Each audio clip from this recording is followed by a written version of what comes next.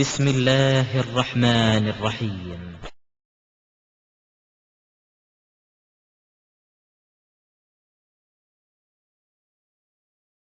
உங்களுடைய ஹதீஸ்களையும் குர்ஆனையும் நல்லா படிக்கிறாங்களா இல்லையான்றது எனக்கு தெரிய மாட்டேங்குது. So I don't know whether our Islamic friends here read the Quran and the Hadiths properly. இங்க சொல்லப்படுகிற இங்க கேட்கப்படுகிற ஒவ்வொரு கேள்விக்கும் நாங்க பதில் அளிப்போம். இங்கிருந்து பதில் அளிக்காம போக மாட்டோம். See, we will answer every question that is asked to us and we will not leave this place without answering those questions. அதனால இடையில ஒன்னு ரெண்டு விடுறதும் இங்க நோட் பண்றோம். எல்லாத்துக்கும் இங்க பதில் கொடுக்கப்பட்டு தான் போகும். So for all the questions will be answered. If anything is left also we take note. இப்ப ஆபாசத்தை பத்தி அருமையான சகோதரர் அது ஏதோ சினிமா படம் இவர் பார்த்துட்டு வந்த மாதிரியே அதை எக்ஸ்பிளைன் பண்றாரு. He is talking about சிரிக்காதீங்க, சிரிக்க வேண்டாம், வாய்க்குள்ள சிரிங்க, சிரிப்பு வேண்டாம். Actually a brother was explaining about this obscene thing as if he has seen a film. அதாவது இங்க ரெண்டு இறைவேதத்தை பத்தி பேச வரோம். இறைவேதம் இல்லைன்னா இறைவேதம் இல்லைன்னு சொல்லுங்க, அதுல ஆபாசங்கள் இருக்குன்னு சொல்லுங்க, அதை ஏற்றுக்கொள்றோம். அதை நாங்க திரும்ப அதுக்கு பதில் சொல்றோம். உங்ககிட்ட இருந்துன்னா நீங்க அதை சொல்லுங்க. இதுதான் சரியா ஒழிய அது அந்த புத்தகமா இருக்கிறது, அந்த சினிமால வந்த மாதிரி இருக்கு, இதெல்லாம் இங்க ஒரு ஆன்மீகத்தை பத்தி பேசுற இடத்துல பேசுறது. See, when you want to say that the Bible is not God's word, then you have to put forth arguments on that, like not describing about a book saying that it is like that film, it is coming like that film, or it is we are talking about religious things. இது ஒரு சரியான method கிடையாது. It's not a right method for argument. இது ஒரு ரொம்ப ஒரு low லெவல்னு சொல்லுவாங்க. அது கீழ்த்தரமான ஒரு செயல்.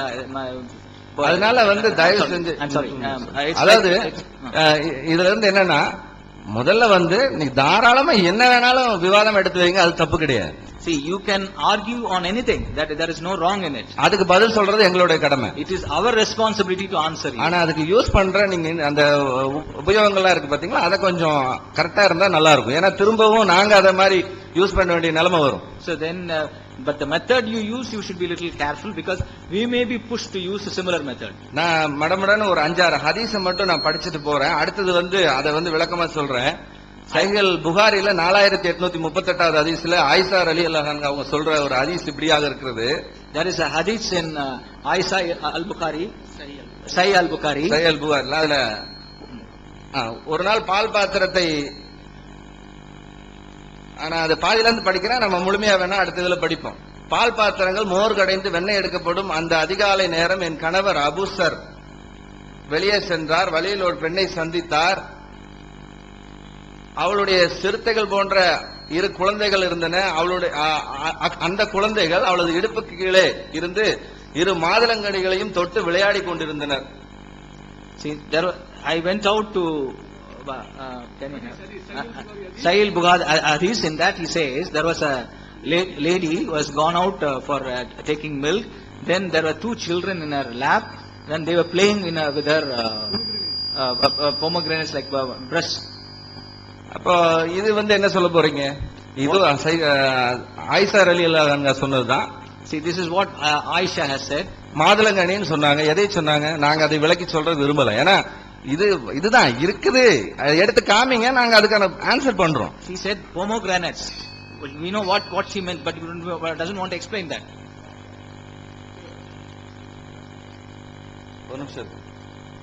ஒரு நிமிஷம் இருக்கு இந்த பேலன்ஸ். சரி சொல்லுங்க. அடுத்து பாருங்க, ஹஜரத் நபிகள் நாயகம் அவங்க ஒரு சஹாபியை பார்த்து சொல்றதா ஒரு நிறைய ஹதீஸ் இருக்குங்க. 1-2 ஹதீஸ் மட்டும் சொல்றேன். இல்ல அவர் கேட்கிறாரு, ஒரு சஹாபி யாரை மணமுடித்தா என்று கேட்டார்கள். நான் கன்னிகள் இருந்த ஒரு பெண்ணை மணமுடித்தேன் என்று பதிலளித்தேன். அதற்கு அவர், உனக்கு என்ன நேர்ந்தது? கன்னி பெண்களும் அவர்களின் உமிழ் நீரும் உனக்கு வேண்டாமா? There is one hadith by name Nahirullah that is asking a person whether you want whether you are not getting married, you don't want virgins and their saliva. He is asking question. இதை விவரிச்சு சொல்லணும்னா நாங்களே ஏதாவது cinema பார்த்த மாதிரி சொல்லணும். அந்த லெவலுக்கு நாங்க இறங்கி போல. நீங்க ஆதாரமா எடுத்து வைங்க, விவாதங்களை நாங்க பதில் சொல்றோம். அதான் நாங்க சொல்றோம். See, we cannot go to that level. If you want, we can explain that. Bible இறைவேதமா என்கிற தலைப்புல நிரூபிக்கிறதுக்கு வந்தவர்கள் இந்த 2வது வாய்ப்பையாவது பயன்படுத்தி இதோ ஆதாரங்களை பாருங்கன்னு போடுவாங்கன்னு பார்த்தா மறுபடியும் அது ஆதாரம் இல்லை. என்ன அவங்க சொல்றாங்க, இருவரும் ஒப்புக்கொண்ட விஷயத்தில் விவாதம் எதுக்கு, இந்த தலைப்பு தேவையான்னு கேட்கிறாங்க. இருவரும் ஒப்புக்கொண்ட விஷயம் தானே, இந்த இருவரும் ஒப்புக்கொண்டதுங்கிறதுலயே ஒரு அறியாம இருக்கிறது. இருவரும் ஒப்புக்கொள்ளவே இல்லை. நாங்க குர்ஆன் ஒப்புக்கொண்டிருக்கோம், நீங்க பைபிள் ஒப்புக்கொண்டிருக்கீங்களே தவிர ரெண்டு பேர் ரெண்டே ஒப்புக்கொண்டிருக்கோமா, அதுலதான் விவாதம் இல்லை. ரெண்டு பேருமே நீங்கள் குர்ஆனை இறைவேதம் என்று சொல்லி பைபிளை இறைவேதம் என்று சொல்லி, நாங்களும் உங்க பைபிளை இறைவேதம் என்று சொல்லி குர்ஆனை இறைவேதம் என்று சொன்னாதான் அப்புறம் எதுக்கு விவாதம்னு கேட்கணும். நாங்க ஒப்புக்கொண்டது நீங்க ஒப்புக்கொண்டல, நீங்க ஒப்புக்கொண்டது நாங்க ஒப்புக்கொள்ளல, இது எப்படி விவாதம் இல்லாம போவேன்? இது ஒரு பாயிண்ட் தான். ரெண்டு பேரும் ஒப்புக்கொண்ட விஷயத்துக்கு எதுக்கு விவாதம்? ரெண்டு பேரும் ஒப்புக்கொள்ளவில்லை. நீங்க ஒன்றை ஒப்புக்கொண்டிருக்கிறீர்கள், அதை நாங்கள் மறுக்கிறோம். நாங்கள் ஒன்றை ஒப்புக்கொண்டிருக்கிறோம், நீங்க மறுக்கிறீங்க. அப்ப விவாதம் பண்ணித்தானே ஆகணும். அந்த லாஜிக்கும் கூட அவங்க சரியாக எடுத்து வைக்கவில்லை. இது விவாதத்துக்கு உரியதுதான்.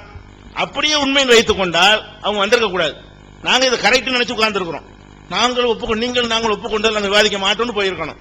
விவாதிக்கணும் கரெக்ட் நியாயத்தை ஒத்துக்கொண்டீங்க வந்து உட்கார்ந்து கொண்டு இது தேவையே இல்லை என்றால் அப்ப எதுக்கு விவாதத்துக்கு வந்தீங்க? அதை முதல்ல சொன்னா நேரம் எல்லாம் மிச்சமா போயிருக்குமே. விவாதிக்க வந்து நிரூபிக்கணும். அதை பதிவு பண்ணிக் கொள்கிறோம். அடுத்து முஸ்லிம்களுக்கு நான் ஒரு தகவலுக்கு சொல்றேன், விவாதத்துக்கு தேவையற்றதுன்னு நான் சொன்னேன். அது விவாதமா வைங்கிறார், விவாதமா வச்சிருக்கேன் போங்க, அவ்வளவுதானே. விவாதமா வைக்கிறேன்னு சொல்ல பெரிய மேட்டரா? விவாதமா வைத்து விட்டேன். முதல்ல நான் சொன்னது விவாதமா வைத்திருக்கிறேன், விவாதமா நீங்க பதில் சொல்லுங்க. விவாத சபையில சில வார்த்தைகள் என்ன செய்வோம், எங்களுக்கு எந்த டவுட்டும் இல்லைன்னு காட்டுவதற்காக அந்த வார்த்தையை சொன்னோம். எங்களுக்கு தௌராத்தை நாங்க நம்புறோம், இஞ்சில நம்புறோம், நீங்க வச்சுக்கிற பைபிள் தௌராத்தும் இல்ல இஞ்சிலும் இல்ல. இதுதான் எங்களுடைய வாதம். அது வாதம் தான், இது வாதமா வைத்து விட்டேன். அதுக்கு பதில் சொல்லியாச்சு. அடுத்து என்னன்னு கேட்டா, இந்த பாதுகாக்கிறது திருப்பி சொல்றாங்க. குர்ஆனை பாதுகாக்கிறது, கர்த்தர் பாதுகாக்கிறேன்னு சொன்னா ஏன் பைபிளை பாதுகாக்கல, தௌராத்தை ஏன் பாதுகாக்கல, இயலாமையான்னு கேட்கறாங்க. நான் அதுக்கு பதில் ஆல்ரெடி சொல்லிட்டேன். இந்த ஒரு பேப்பர் இருக்குன்னா எனக்கு பாதுகாக்க இயலும், நான் கிழிச்சிட்டேன் வைங்க, பாதுகாக்க இயலன்னு அர்த்தம் பாதுகாக்க விரும்பலன்னு அர்த்தம். இது பாதுகாக்க இயலும், மடிச்சு வச்சுக்கிற முடியும், கிழிக்கவும் முடியும். அதனால கடவுளுக்கு எந்த விதமான பலவீனமும் வராது, அவர் தேவையானதை பாதுகாப்பார், தேவையானதை அளிப்பார்னு குர்ஆனே சொல்லிவிட்ட காரணத்தினால் அதுல எந்த ஒரு கேள்விக்கும் இடம் இல்லை. அடுத்து என்ன, இந்த திருட்டு உதாரணம் சொன்னேன்ல, நீங்க திருடனை அவனே சாட்சி சொல்லலாமான்னு கேட்கறீங்க, உங்க குர்ஆனை நீங்களே கேவலப்படுத்துறீங்க அப்படிங்கிறாங்க. நான் குர்ஆன் மேட்டருக்கு அதை சொன்னேன். நீங்க பைபிள உதாரணம் காட்டி பேதம் கூறீங்களங்க, அதை நாங்க ஏத்துக்கலையேங்க. உங்களுக்கு நீங்களே எப்படிங்க சாட்சி சொல்லுவீங்கன்னு தான் நான் அந்த வார்த்தையை பயன்படுத்தினே தவிர அதை குர்ஆனுடைய டாபிக்ல பயன்படுத்தல. 3 ஆதாரங்கள் வைத்தீங்க. 2வது ஆதாரமாக இறைவேதம் என்று சொல்வதற்கு பைபிள்ல சில வசனங்களை சொன்னீர்கள். அதுக்கு தான் இது திருடன் தானே திருடன் இல்லைன்னு சொல்ல முடியுமா என்று கேட்டோம். அடுத்து என்னன்னு கேட்டா, சில அசிங்கமாக ஆபாசமா சொன்னீங்க, ஆனா நல்லா இல்லைன்னு சொன்னீங்க. நாங்கள சொன்னோம் இருக்குதா இல்லையா, ஒன்னு கூட குறையெல்லாம் சொல்ல. உதாரணம் சினிமாவில் கூட இப்படி சொன்னா நம்ம கோபம் வருது, இதுல வரமாட்டேங்கிறது கேட்டார். சினிமாவில் அப்படி எடுத்து காட்டுறாங்க, அது நம்ம கோபம் வருது. அது மாதிரி தானே இதுல எழுதியிருக்கிறாங்க, உன்னுடைய தொப்புள் ஏதோ ஒரு இது மாதிரி ரசம் ஊத்துறது மாதிரி சொல்றாங்களா, நல்லா இருக்கான்னு கேட்டாரு. உள்ளதான் சொல்லி இருக்கிறோம், இல்ல அதை சொன்னா நீங்க சொல்லலாம். அடுத்து என்னன்னு கேட்டா, அடுத்து 18 கேள்விக்கும் தனித்தனியா பதில் சொல்லுங்கிறாரு. தனித்தனியா ஒண்ணு வைங்க, ஒவ்வொரு கேள்வியா வைத்து ஆர்குமெண்டா வைக்கணும். நான் சொன்னதுல இருக்குது, நீங்க சொன்ன 18 கேள்வியிலையுமே தௌராத்தையும் இஞ்சியிலும் உண்மைன்னு இருக்கிறது, அதானே இருக்குது. 18 வேற ஏதாவது இருக்குதா? 18க்கும் சேர்த்து ஒரு பதில் தான். தௌராத்தை நாங்கள் ஏற்றுக்கொள்கிறோம், இஞ்சிலை நாங்கள் ஏற்றுக்கொள்கிறோம், நீங்க வச்சுக்கிறது தௌராத்து மேல இஞ்சிலும் இல்ல. 18க்கு அது பதில் இருக்கா இல்லையா? ஒரு பதில் 18 கேள்விக்கு 18,000 கேள்விக்கு சில நேரத்தில் ஒரு வார்த்தை பதிலாக அமைந்து விடும். அதனால ஒருத்தன் கேட்கறான், திருடிட்ட, கொலை செஞ்சுட்ட, நீ ஏமாச்சிட்டேங்கிறான், நான் எந்திரிச்சு இல்லைங்கிறேன். 3க்கு பதில் தானே அது. நீ தனித்தனியா சொல்லுண்டா அது தேவையாது. 3 குற்றத்தை என் மீது சுமத்துகிறார்கள், நான் எந்திரிச்சு இல்லைங்கிறேன். ஒண்ணுக்கா சொல்லு, ஏன் ஒண்ணுக்கா சொல்லணும்? நேரத்தை மிச்சப்படுத்துறோம். அதனால தானே நீங்க என்ன செய்யணும், குர்ஆன்ல இந்த பைபிள் தான் இறைவேதம் எடுத்து காட்டுங்க. முதல் நம்பரால் நாங்க இருப்போம். குர்ஆன்ல பைபிள் இறைவேதம் என்று சொல்லி இருக்குது என்று நீங்கள் காட்டினால் குர்ஆன் சொல்லும்போது நாங்க மறக்க மாட்டோம்.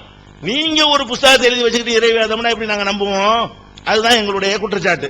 அடுத்து என்னன்னு கேட்டா, அவங்க என்ன தலைப்பு, இது பைபிள் இறைவேதமா, இதுதான் தலைப்பு. இந்த தலைப்பில் என்ன சொல்லணும், அவங்க பைபிள் வேதம்ங்கக்கூடிய ஆதாரங்களை சொல்லணும். நாங்க பைபிள் வேதம் இல்லைங்கிறக்கூடிய ஆதாரங்களை நாங்க சொல்லுவோம். இதானங்க தலைப்பு. நாம இந்த ஒரு தலைப்பு மட்டும் விவாதிக்க போறோம். அனைத்து தலைப்பும் இருக்கிற, இயேசுவை பத்தி, முகமது நபியை பத்தி, ஏன் அடுத்து குர்ஆனை பத்தி கூட இருக்கிறது. நீங்கள் இந்த தலைப்புல இந்த புகாரியில் இருக்கிறது, இதெல்லாம் பதில் சொல்லுவோம். நீங்க கண்டிப்பா சொல்லணும், அடுத்தடுத்த தலைப்புகள்ல சொல்லணும். எல்லாம் நாங்க ஒட்டச்சு சொல்லுங்க, எவ்வளவு போல்டா வேணாலும் சொல்லுங்க, அவ்வளவுக்கு ஆன்சர் இருக்குது. இந்த மாதிரி நாங்க மழுப்பவனா மாட்டோம். நீங்கள் எப்படி தப்பா புரிஞ்சிருக்கீங்க, என்ன விஷயம் இருக்குன்னு விளக்குவோம். நீங்கள் இப்ப இந்த தலைப்புக்கு என்ன சம்பந்தம்? புகாரியில் ஆயிஷா நகை இப்படி சொன்னார்கள், அது இப்படி சொன்னார்கள் சொன்னீங்களே, கன்னிப்பெண்ணை பத்தி சொன்னார்கள், அதுக்கு இந்த தலைப்புக்கு என்ன சம்பந்தம்? இந்த வாதம் வைங்க, வைக்க வேண்டிய சபையில் வைங்க, தாராளமா சொல்லுங்கள். ஆனா இதுவும் சொல்லித்தான் ஆவணுங்கிற அது இப்போ சொல்லிவிடுவோம், அது தப்பு இல்ல, சொல்லுவோம். ஆனால் நீங்க தலைப்புக்கு உள்ளதை சொல்லணுமே தவிர, தலைப்பு என்ன? பைபிள் இறைவேதமா, அடுத்த வாரம் குர்ஆன் இறைவேதமான் இருக்கிறது. அப்பதான் நீங்க குர்ஆன்ல என்னென்ன இருக்குன்னு சொல்லணும். இது கூட குர்ஆன்ல உள்ளதுல நீங்க சொன்னது குர்ஆன்ல உள்ள விஷயம் இல்ல. அப்ப கூட குர்ஆனை தான் சொல்ல முடியும். அதுக்கப்புறம் முகமது நபி இயேசுவை பத்தி எல்லாம் தலைப்பு இருக்கிறது. அப்ப முகமது நபி தலைப்பு வரும்போது முகமது நபி பத்தி என்ன வேண்டாம் நீங்க எடுத்து சொல்லுங்க. இயேசுவை பத்தி நாங்க என்ன வேண்டாலும் எடுத்து சொல்லுவோம். பதில் தான் ஒருத்தருக்கு சொல்லிக் கொள்ளணும். யாருமே கோபப்பட மாட்டோம். ஆனால் தலைப்புக்கு அப்பாற்பட்டு போய் நேரத்தை வீணடிக்கிறது நல்லது இல்ல என்பதை முதலாவது பதிவு செய்யறோம். Dear brothers and sisters, we have given them the second opportunity to at least produce some evidence that Bible is God's word, and they failed to do so. And the brother quoted that both of us have accepted on the same thing, and then why debate? These questions he should have asked before coming to the debate. When both of us mutually agree to debate on the topic, now there is no point in saying that both of us accepted mutually. But if you really see, in reality, we do not accept in mutually. What we believe, they don't believe, and what they believe, we don't believe. That's how it has been accepted. So this point is not valid. And he also stated that we presented to the Muslims that whatever is mentioned in the Quran is not as an argument, we just wanted to give it as an information. Okay, if you want that to be an argument, we are placing it again. There is no doubt about it. The question was whether Bible is preserved according to Quran or not. That's what your question was. But we clearly said that whatever verses you quoted from the Quran are speaking about Injil and Torah and not the Bible what you have in your hand. That's our point.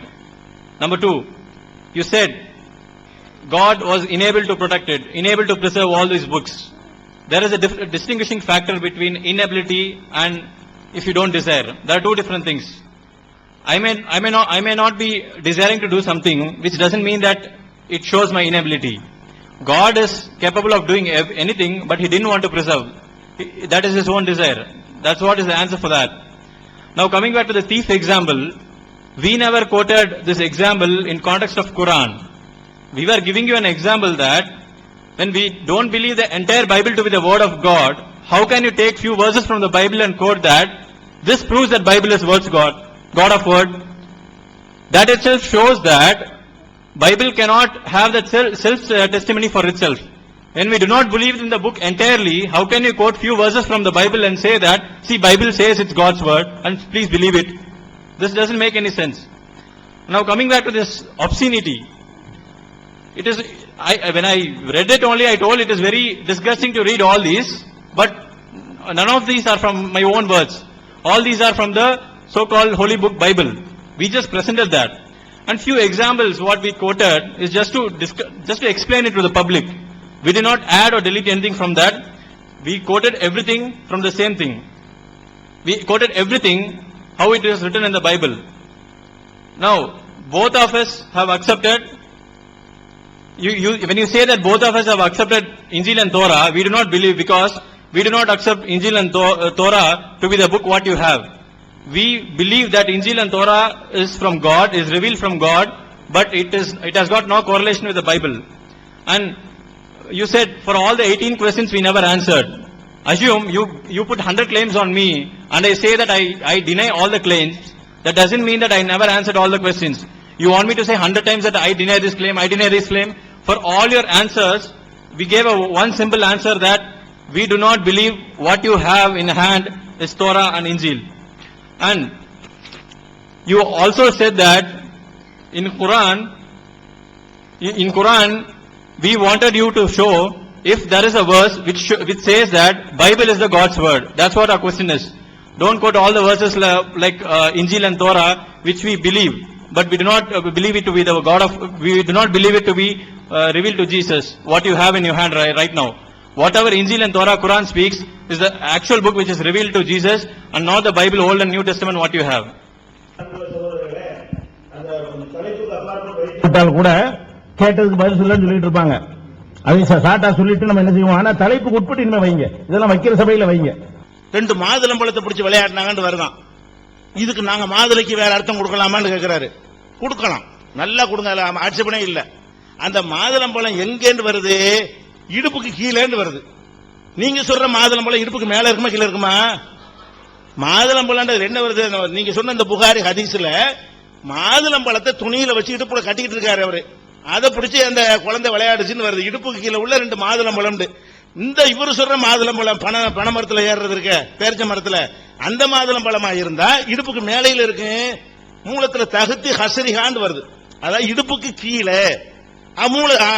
ஆங்கில மொழிபெயர்ப்புல அப்படித்தான் இருக்கு. இது மாதிரி எடுத்துட்டு நீங்க ஆபாசமா நுழைப்பீங்க, நாங்க பச்சையா காட்டுவோம். இதை வழங்கிருங்க, அது சொல்லுங்க. Moreover, you said we in fact quoted that whatever arguments you post is not related to the topic of discussion. We anyway have a separate topic for that on debating about the sayings of Muhammad and all that.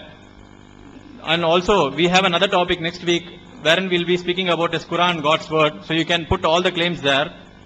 But for the sake of argument, even if we take your question, if you read the hadith wherein it is mentioned about the pomegranate, the hadith clearly says tahte hashariya, which means that it's below the hip, and whatever pomegranate you are trying to correlate it is above the hip.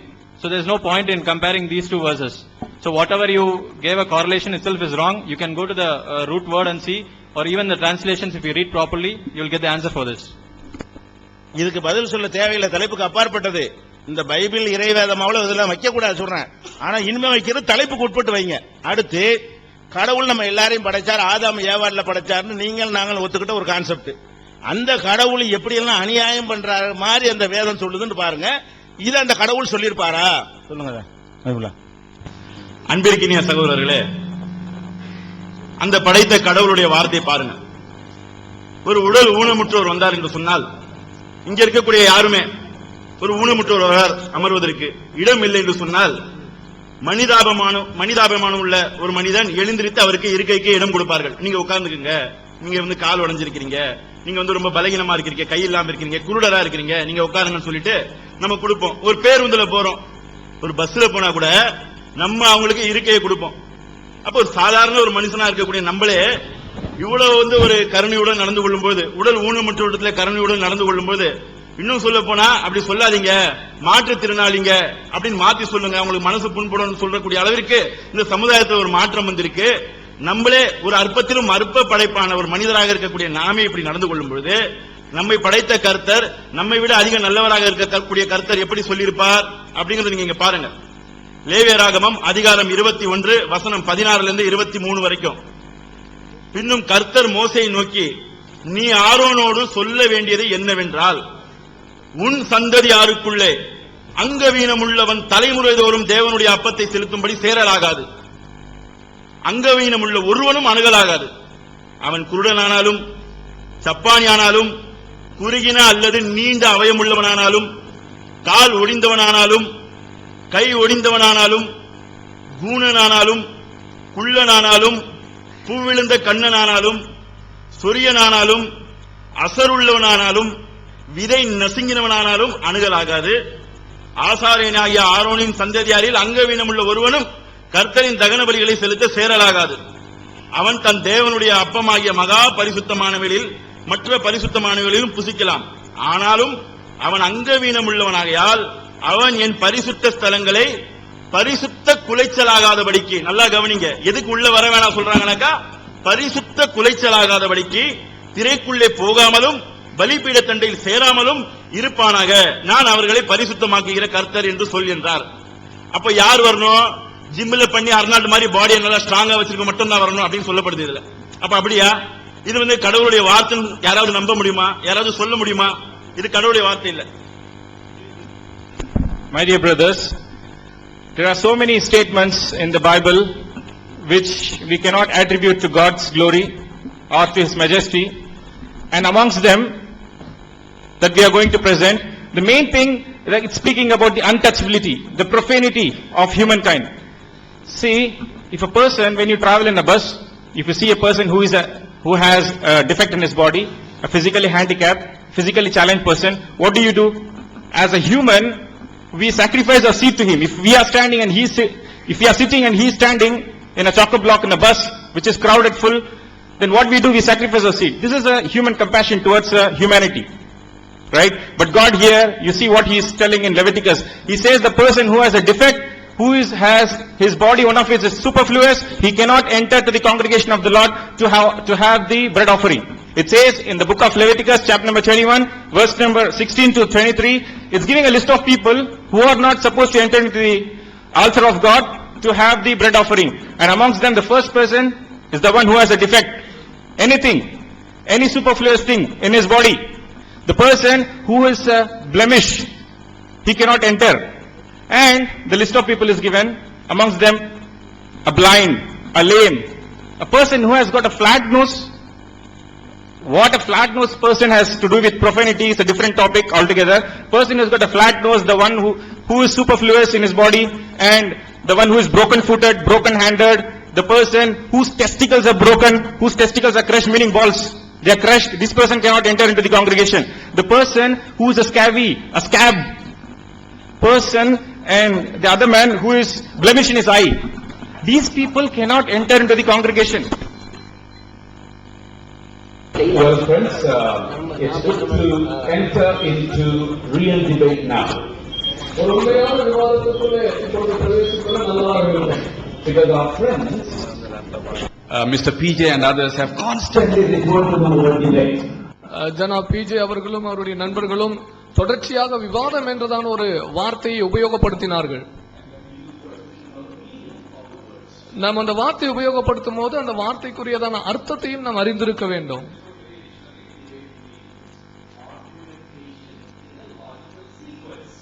ஒரு நியாயமான தொடர்ச்சியின் அடிப்படையிலே செய்கிறதான ஒரு விவாதம் என்பதுதான் விவாதத்தின் அர்த்தமாக எல்லா டிக்ஷனரிகளிலும் இருக்கிறது.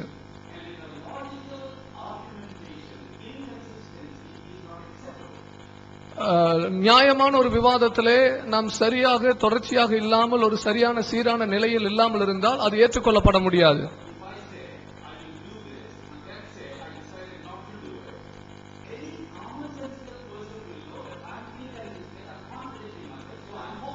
நான் ஒரு காரியத்தை செய்வேன் என்று சொல்லி சற்று நேரம் கழித்து நான் அதை செய்ய மாட்டேன் என்று சொன்னால் பொதுவாக ஒரு நல்ல அறிவுள்ள யாருமே சொல்லுவார்கள் நான் அந்த ஒரு பேச்சிலிருந்து இன்னொரு பேச்சுக்கு முரண்படுகிறேன் என்று.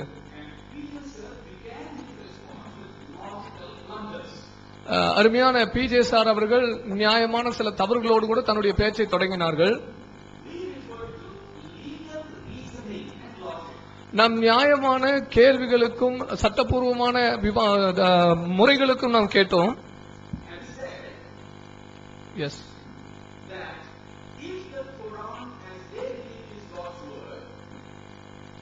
அவர்கள் நம்புகிறதான குர்ஆன் இறைவனுடைய வார்த்தையா இருந்தால்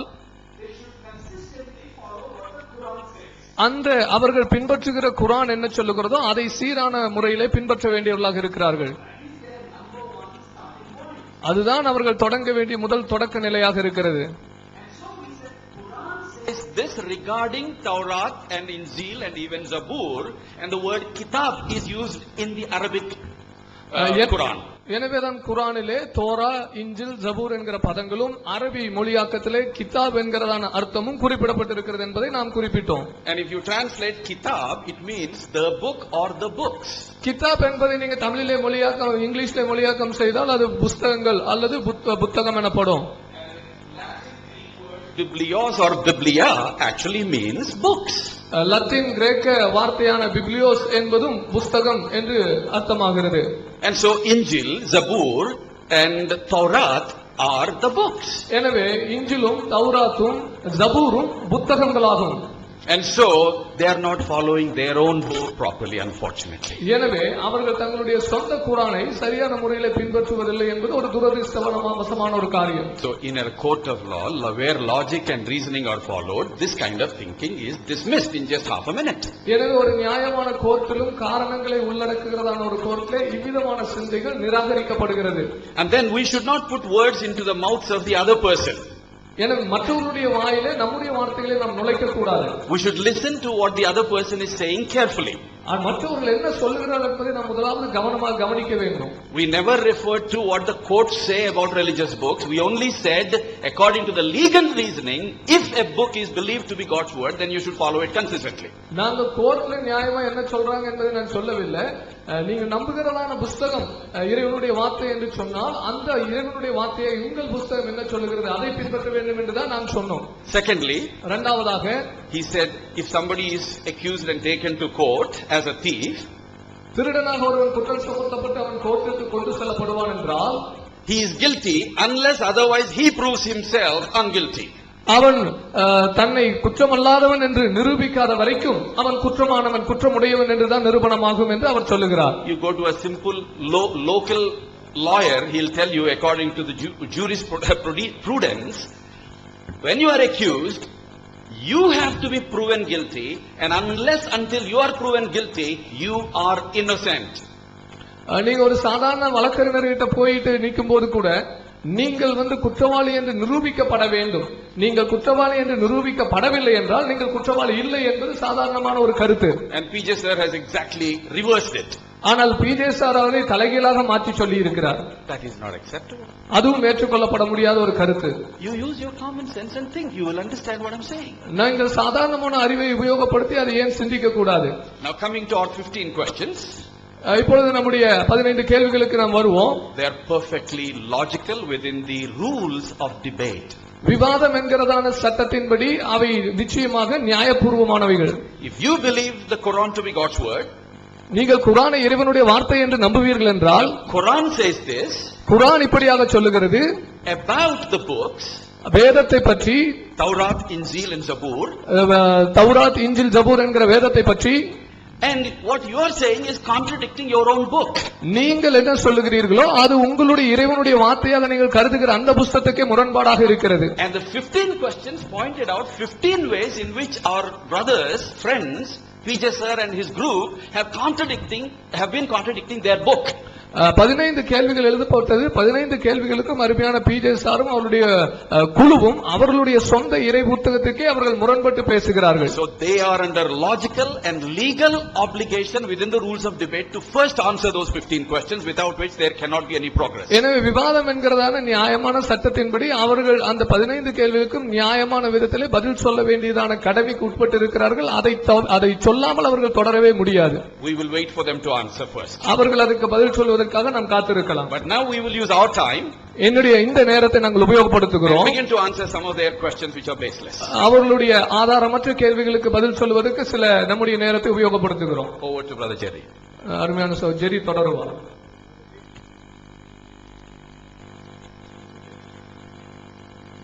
By the grace of God, I will be answering the questions that Janab PJ sir has asked, though he has not answered a single question that I have posed to him. நான் அவருக்கு கொடுத்ததான எந்த ஒரு கேள்விக்கும் ஒரு கேள்விக்கு கூட அவர் பதில் கொடுக்காத பட்சத்திலே அவர் எழுப்பினதான சில கேள்விகளுக்கு நான் தேவனுடைய கிருபையாலே பதில் கொடுப்பேன்.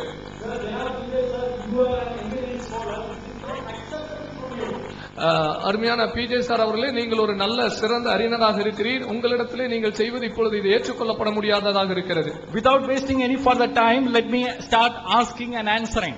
நான் நேரத்தை வீணாக்காதபடிக்கு கேள்வி கேட்கவும் பதில் சொல்லவும் தொடங்குகிறேன். Janab PJ sir said the Torah and the Injil that is mentioned in the Quran is not the gospel and the law that we have it in the Bible. குர்ஆனிலே குறிப்பிடப்பட்டிருக்கிற தோராவும் இன்ஜிலும் இப்பொழுது நீங்கள் வேதமாக வைத்திருக்கிற நியாயப்பிரமாணமும் சுவிசேஷ புத்தகம் இல்லை என்று PJ சார் சொன்னார். On what basis are you saying that, sir? நீங்க எந்த ஆதாரத்தின் அடிப்படையில் இதை சொல்லுகிறீர்கள்? Please produce me the evidence.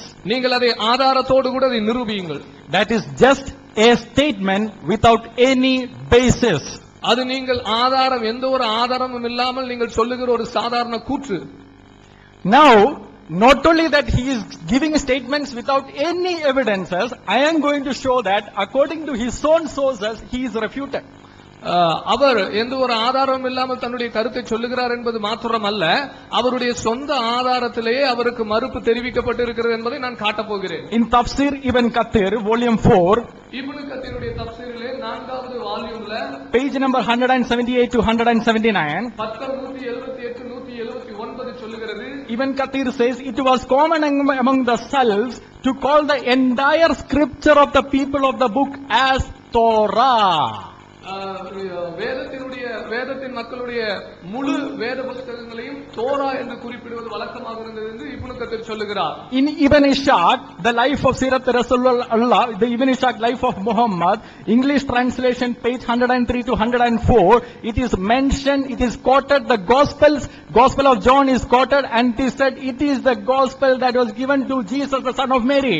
இப்னு இசாக்குடைய சிரத்ல ரசூலுல்லா என்கிறதான அதிலே அந்த வால்யூம்ல பக்கம் 103ல பார்க்கிறோம் யோவான் எழுதினதான சுவிசேஷம் இயேசுவுக்கு கொடுக்கப்பட்ட இயேசுவை பற்றியதான சுவிசேஷம் என்பதை இப்னு இசாக் குறிப்பிட்டதை பார்க்கிறோம். On what basis he is saying that these are not the same books? Sir, produce evidence. We don't want statements. This is a debate. Please produce evidence if you can. எந்த ஒரு கூற்றையும் வாக்கியத்தையும் நீங்க சொல்லாதீங்க, ஏனென்றால் இது ஒரு விவாதமாக இருக்கிறதுனால நீங்கள் சொல்லுகிற காரியத்தை உங்கள் ஆதாரத்தோடு கூட நிரூபியுங்கள். Now Janab PJ sir also said it is not the Bible that is mentioned. On what basis is he saying? அவர் சொன்னார் நீங்கள் கையில வைத்திருக்கிற வேதாகமத்தை குறிப்பிடவில்லை என்று அவர் சொன்னார். எந்த அடிப்படையிலே அதை சொல்லுகிறீர்கள்? Pastor Sudhakar has already explained the word kitab. ஏற்கனவே அருமையான பாஸ்டர் சுதாகர் கிதாப் என்கிற வார்த்தையின் அர்த்தத்தை விளக்கமாக்கினார். I am going to give references. நான் அதற்கு இன்னும் விளக்க உரைகளை சொல்லுகிறேன். Surah chapter 2 verse 113. சூரா 2வது அதிகாரம் 113வது ஆயத்து. And yet they read al-kitab. அவர்கள் அல்-கிதாப் என்று படிக்கிறார்கள். Surah chapter 2 verse 285. சூரா 2:285. His books plural.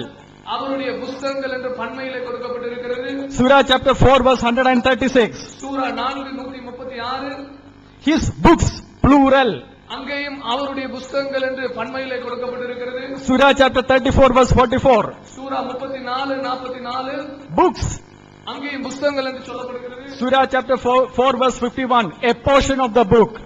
சூரா 4:51 புத்தகத்தின் ஒரு பகுதி என்று சொல்லப்பட்டிருக்கிறது. What is the difference between Janab PJ sir statement and our statement? We are giving evidence. He is speaking in thin air. அருமையான ஜனாப் PJ sir அவர்களுடைய கருத்துக்கும் எங்களுடைய கருத்துக்கும் என்ன வித்தியாசம்? நாங்கள் ஆதாரங்களை தெளிவாக காட்டுகிறோம், அவர் காற்றிலே பேசுகிறது போல பேசிக்கொண்டிருக்கிறார். Janab PJ sir has asked Deuteronomy chapter 34, how come Moses' death is recorded there? உபாகமம் 34வது அதிகாரத்தில் எப்படி மோசே தன்னுடைய மரணத்தை எழுதி வைத்தார் என்று சொல்லி PJ சார் அவர்கள் கேட்டார்கள். Janab PJ sir must know that Judaism and Christianity are not like Islam, that of one prophet 23 years prophetical office is opened and closed in 23 years. It is not like that. இஸ்லாமை போல ஒரு தீர்க்கதரிசிக்கு 23 வருடங்கள் வெளிப்பாடு வந்து அதற்கு பின்பு வெளிப்பாடு நின்று விட்டது என்பது போல கிறிஸ்தவமோ யூதாயிசமோ அல்ல.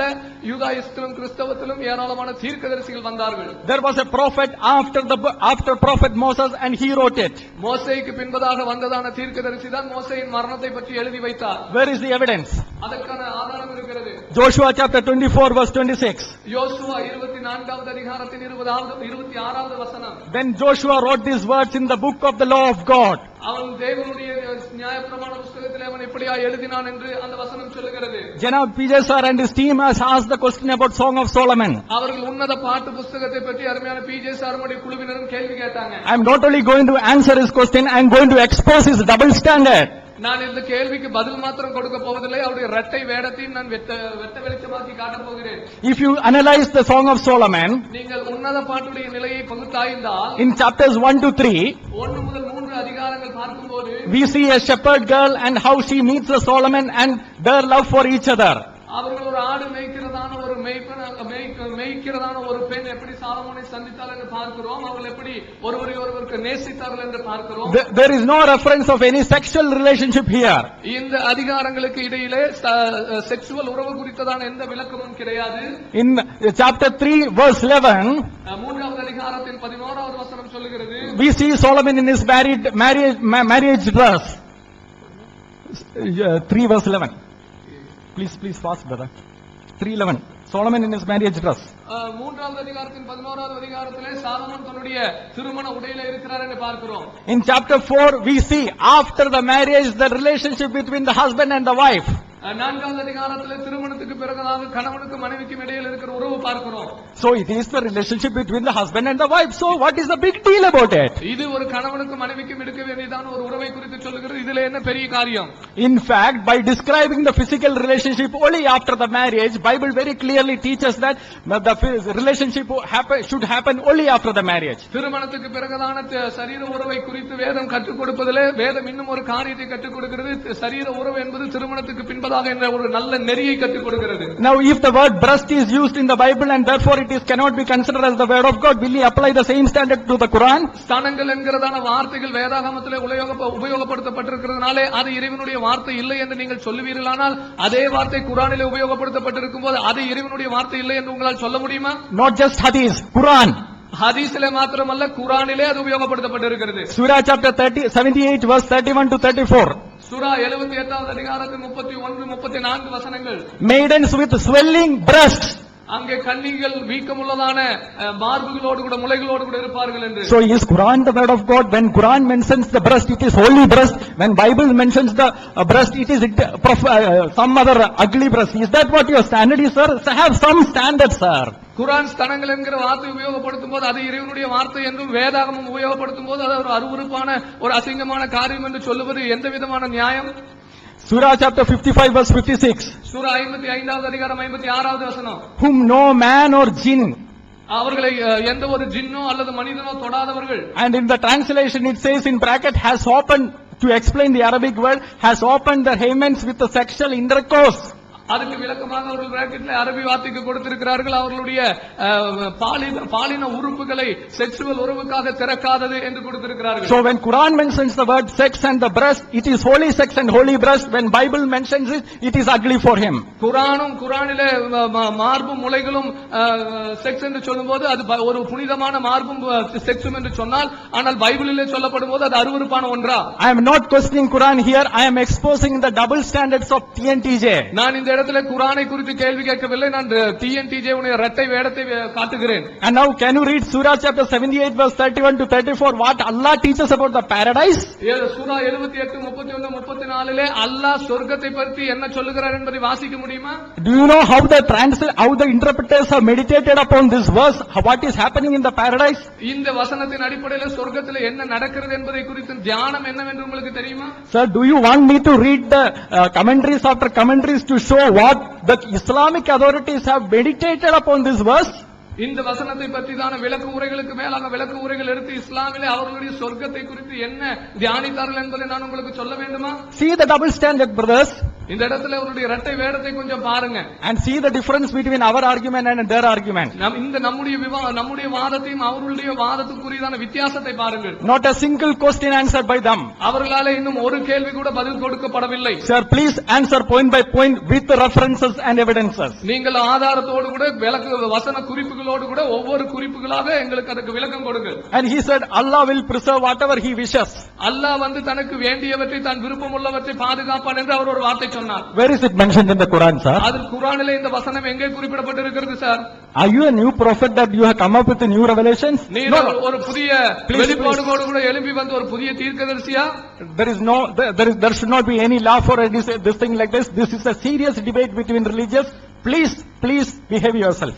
தயவு செய்து நாம் அமைதியை காப்போம். இது மார்க்கத்துக்கு இடையிலான ஒரு மிக முக்கியமான விவாதமாக இருக்கிறது. Now TNTJ sir, TNTJ and the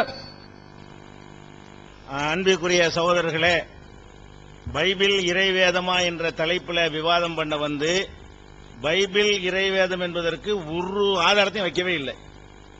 சில கேள்விகள் கேட்கறாங்க, குர்ஆனை பத்தி கேட்கறாங்க, பதில் சொல்லிட்டு இருக்கிறோம். பைபிள் இறைவேதத்துக்கு என்ன ப்ரூஃப்? ஒண்ணுமே காட்டல இது வரைக்கும். விவாதம்டா என்னங்கிறதுக்கு ஒருத்தர் டெபினேஷன் பண்றாரு. விவாதம்டா என்ன தெரியுமா? அது நமக்கு தேவையற்ற விஷயங்கள். அதுக்கப்புறம் என்னன்னு கேட்டா, முக்கியமா உங்கள்ட்ட குர்ஆன்ல வந்து தௌராத்தை நம்ப சொல்லி இருக்குது, இஞ்சில நம்ப சொல்லி இருக்குது, ஜபூரை நம்ப சொல்லி இருக்குது. நீங்க அதை நம்ப மாட்டேங்கிறீங்க.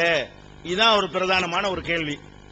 நம்ம என்ன சொல்றோம்? இது தௌராத்தும் அல்ல, ஜபூரும் அல்ல, இஞ்சிலும் அல்ல, இது வேற, உங்க பைபிள வேறன்னு நம்ம சொல்றோம். எந்த ஆதாரத்தில் சொல்கிறீர்கள் ஒரு கேள்வியை ரெண்டு பேருமே கேட்டிருக்கிறாங்க. ஆதாரத்தை சொன்ன பிறகு எந்த ஆதாரத்தில் சொல்றீங்கன்னு இப்ப கேட்கறாங்களோ, இது ஆல்ரெடி பதில் இருக்கு. முந்தின உரை போட்டு பார்த்தா தெரியும். எந்த ஆதாரத்தில் சொல்றோம்? இயேசுவுக்கு கொடுத்தோம் என்று சொன்னால் இயேசுவுக்கு கடவுள் கொடுத்தார் என்று அர்த்தம். இயேசு அங்கே போனார், இயேசு இங்கே போனார், இயேசு அதை சாப்பிட்டார், இயேசு இதை சபித்தார், இயேசு ஒளிந்தார், இயேசு சிலுவையில் அறையப்பட்டார்ங்கிறது இயேசு கொடுத்த வேதமா இருக்குமா? இயேசுவை பற்றி மற்றவர்கள் சொல்ற தகவல் இயேசு கொடுத்த புஸ்தகமா இருக்காதுன்னு தெரிகிறதுனால இது அல்ல அது என்று நான் முன்னாடி விளக்கி இருக்கிறேன். அது மாத்திரம் இல்லாம இந்த தௌராத்தை பற்றியும் இஞ்சிலை பற்றியும் இருக்கிற சில வசனங்களை சொல்லி காட்டினாரு. அதில் நேர்வழி இருக்கிறது. இப்ப உள்ள பைபிள்ல நேர்வழி இல்ல. அப்ப அதை சொல்லல. ஏன்னா குர்ஆன்ல தௌராத்தை பத்தி சொல்லி இஞ்சில சொல்லிட்டு என்ன சொல்லுதுன்னா ஃபீஹா ஹுதன், இது அவரும் எடுத்து வைத்தார். அதில் நேர்வழி இருக்கிறதுன்னு சொல்லி, இது நேர்வழியா? எது இந்த உன்னத பாட்டு சொன்ன மாதிரி நேர்வழியா? அது புருஷன் பொண்டாட்டி விஷயத்தை சொல்லி கொடுக்குது அப்படின்னு சமாளிக்கிறாங்க. பைபிளை பொறுத்த வரைக்கும் நீங்க படிக்கிறோம், நாங்க அதிகம் படிச்சு வச்சிருக்கிறோம். அது புருஷன் பொண்டாட்டியை சொல்லவே இல்லை. பைபிளை பத்தி ஏதோ நாங்க பைபிள் எங்களுக்கு தெரியாதுன்னு நினைத்து கொண்டு இந்த இடத்துல சபையில சொல்றாங்க. இது புருஷன் பொண்டாட்டியை சொல்லவே இல்லை. என்ன சொல்லுது? இந்த செக்ஸ் வர்ணனை இருக்கிற பனைமரம், குலைகள் பிடிக்கிறது எல்லாம் சொல்லிவிட்டு, நீர் என் தாயின் பால் குடித்த என் சகோதரனை போலா இருந்தீரானால் நான் உம்மை வெளியிலே சந்தித்து முத்தமிடுவேன், என்னை நிந்திக்கவும் மாட்டார்கள். நீ அண்ணன் தம்பியா இருந்தா ரோட்ல கட்டி பிடிச்சா கூட தப்பா நினைக்க மாட்டாங்க, இப்ப தப்பா நினைப்பாங்களேங்கிறவ. அதாவது அங்க கள்ள உறவு தான் அங்க நடக்கிறதுன்றது 8ஆம் அதிகாரத்துல 1ல இருந்து ஆரம்பிக்கிறது. திருட்டு உறவு தான் அது, கல்யாண உறவு அல்ல. எதை சொல்றா?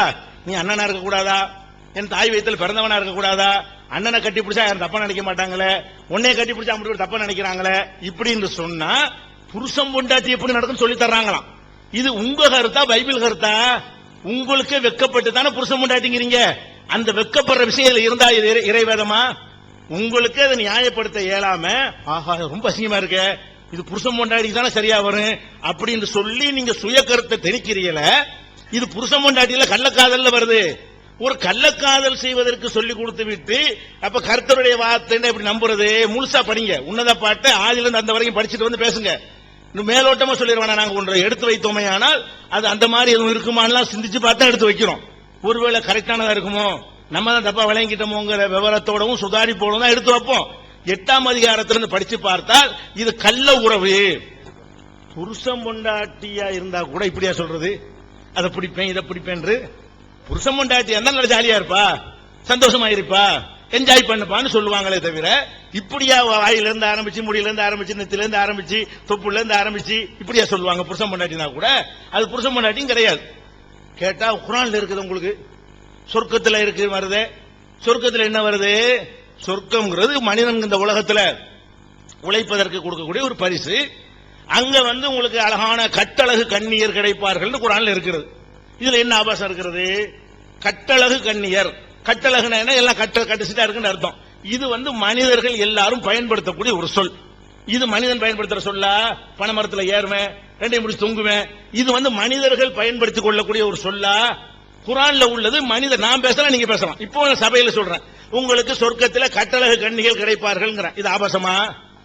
ஆபாசம் கிடையாது. ஒருத்தன் கல்யாணம் பண்ண போறான், கட்டழகு கண்ணியை கல்யாணம் பண்ணிக்கங்கிறான், அசிங்கமா பேசுறேன்னு சொல்லுவாங்களா? மனிதர்கள் அந்த அதையே எப்படி மூடி மறைத்து சொல்வார்கள், அந்த மாதிரி ஒரு வார்த்தையை போட்டால் உங்க குர்ஆன்ல இருக்கு. அது மட்டும் ஆபாசம். அது எப்படி ஆபாசமாகும்? கிளவியை தர்றேன்னு சொல்லாம கண்ணியை கொடுக்கணும்னா என்ன செய்வான்? நல்ல நம்ம கண்ணிகள் கிடைக்குமான்னு ஒழுங்கா உலகத்தில் செயல்படுவான். அதுக்காக என்ன கிடைக்குமோ அதை கடவுள் சொல்றாரு. இது எப்படி இதோட கம்பேர் பண்றீங்க? உன்னத பாட்டு கம்பேர் பண்றீங்க? அடுத்து என்ன? இது நேர்வழி கிடையாது. கள்ளக்காதலை சொல்லிக் கொடுக்கிற நேர்வழி இல்லைங்கிறதுனால கடவுள் குர்ஆன்ல சொல்லக்கூடிய தௌராத் இது அல்ல, நேர்வழிதான் இருக்குமே தவிர இது வழிகேடு, ஆபாசம். அது மாத்திரம் இல்லாம மனிதர்கள் எல்லாமே சமம் என்பதுதான் நேர்வழி. எல்லாம் ஆதாமுடைய மக்கள், எல்லாம் ஏவாளுடைய மக்கள். அவங்களுடைய மக்களா இருக்கும்போது நீ வசந்தவன் நான் தாழ்ந்தவன் கிடையாது. ஆனா முதல்ல எடுத்து காட்டின ஒரு வசனம் இருக்குதே, சப்பானி வரக்கூடாது, நொண்டி வரக்கூடாது, கூணு வரக்கூடாது, குருடு வரக்கூடாது, சபையை தீட்டுப்படுத்தக்கூடாது, அசிங்கப்படுத்த. இது நேர்வழியா வழிகேடா?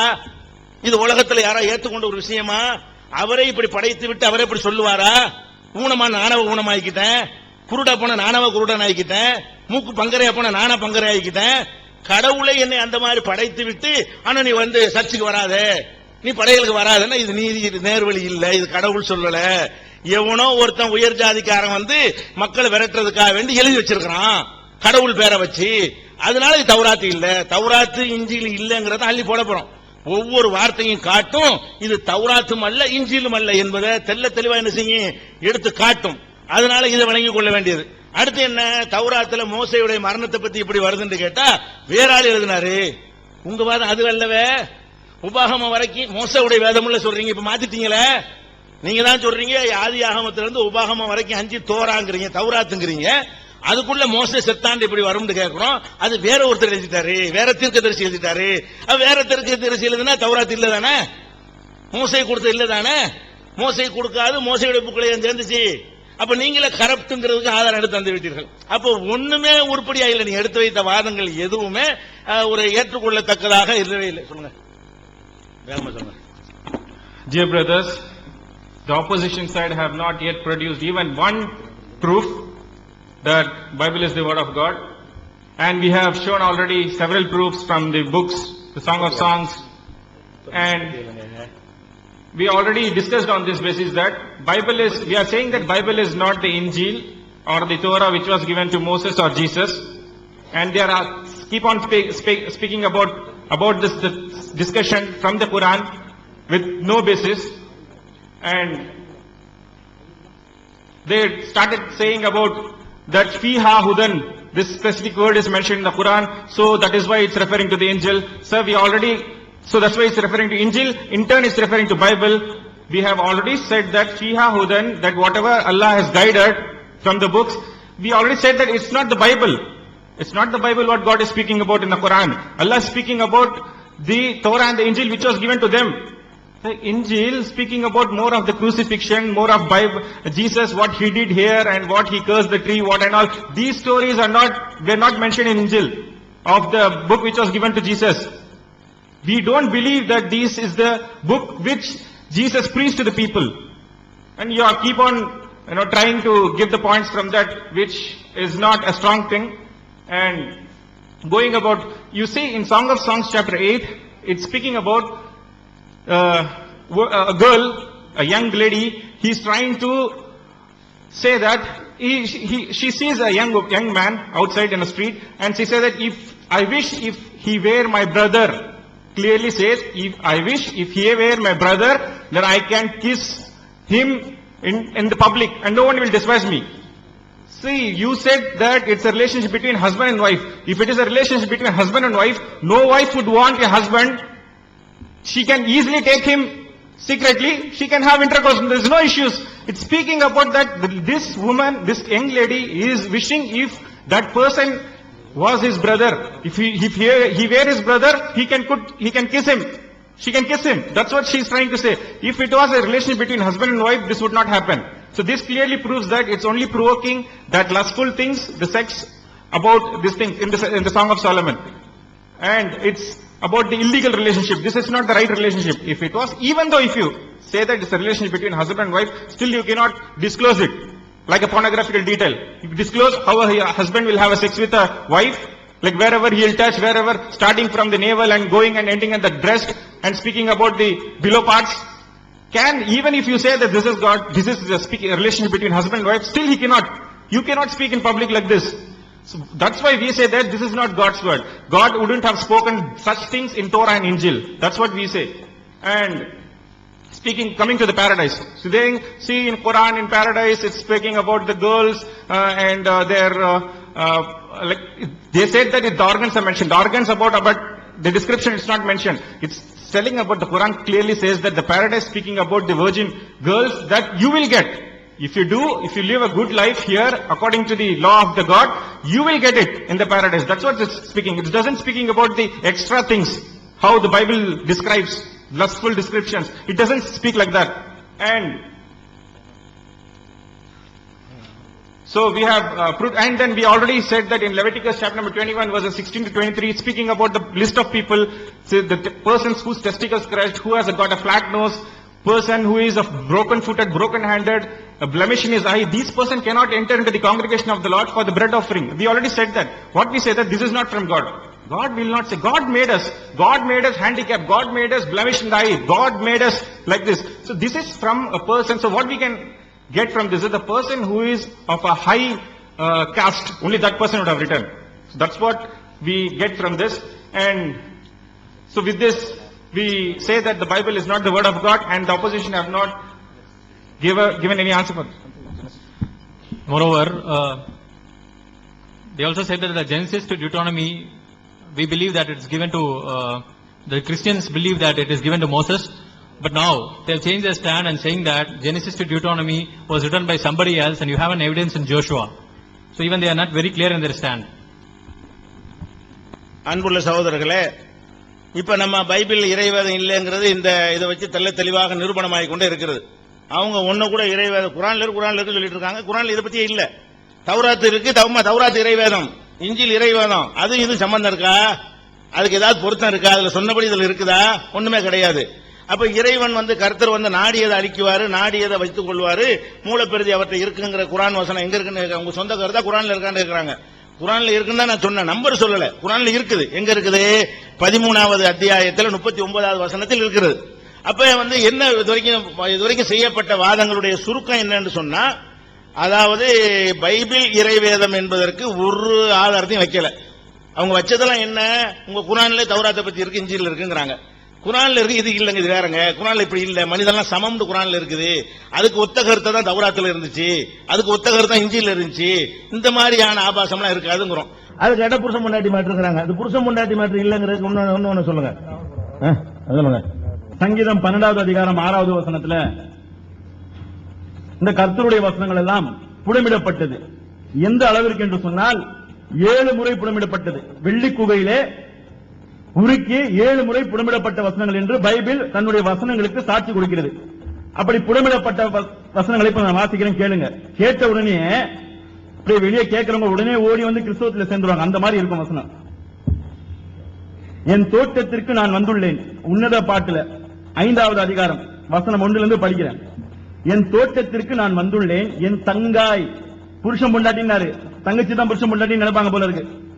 என் தங்காய் மணமகளே, என் வெள்ளை போலத்தையும் நறுமண பொருளையும் சேகரிக்கிறேன், என் தேனையும் தேனடைகளையும் உண்கின்றேன், என் திராட்சை ரசத்தையும் பாலையும் பருகுகின்றேன். தோழர்களே உண்ணுங்கள், அன்பர்களே போதையேற பருகுங்கள். இது நான் பைபிள் வாசிக்கிற மஞ்சள் பத்தி சொன்னார்ல போன வாட்டி, சினிமா பாடல வாசிக்கிறாங்க அப்படின்னு சொல்லிட்டு அவரே ஒத்துக்கிட்டார், சினிமா பாட்டு மாதிரி இருக்குன்னு சொல்லிட்டு. பைபிள் இறைவேதம் இல்லைன்னு முதல் அமர்வுல அவங்க என்ன செஞ்சாங்க, அதை நிரூபிச்சுட்டாங்க. மறுபடியும் படிக்கிறேன், கேளுங்க. நான் உறங்கினேன், என் நெஞ்சமோ விழித்திருந்தது. இதோ என் காதலர் கதவை தட்டுகின்றார். கதவை திற என் தங்காய். அண்ணங்காரன் வந்திருக்கிறான் திறக்கிறதுக்கு.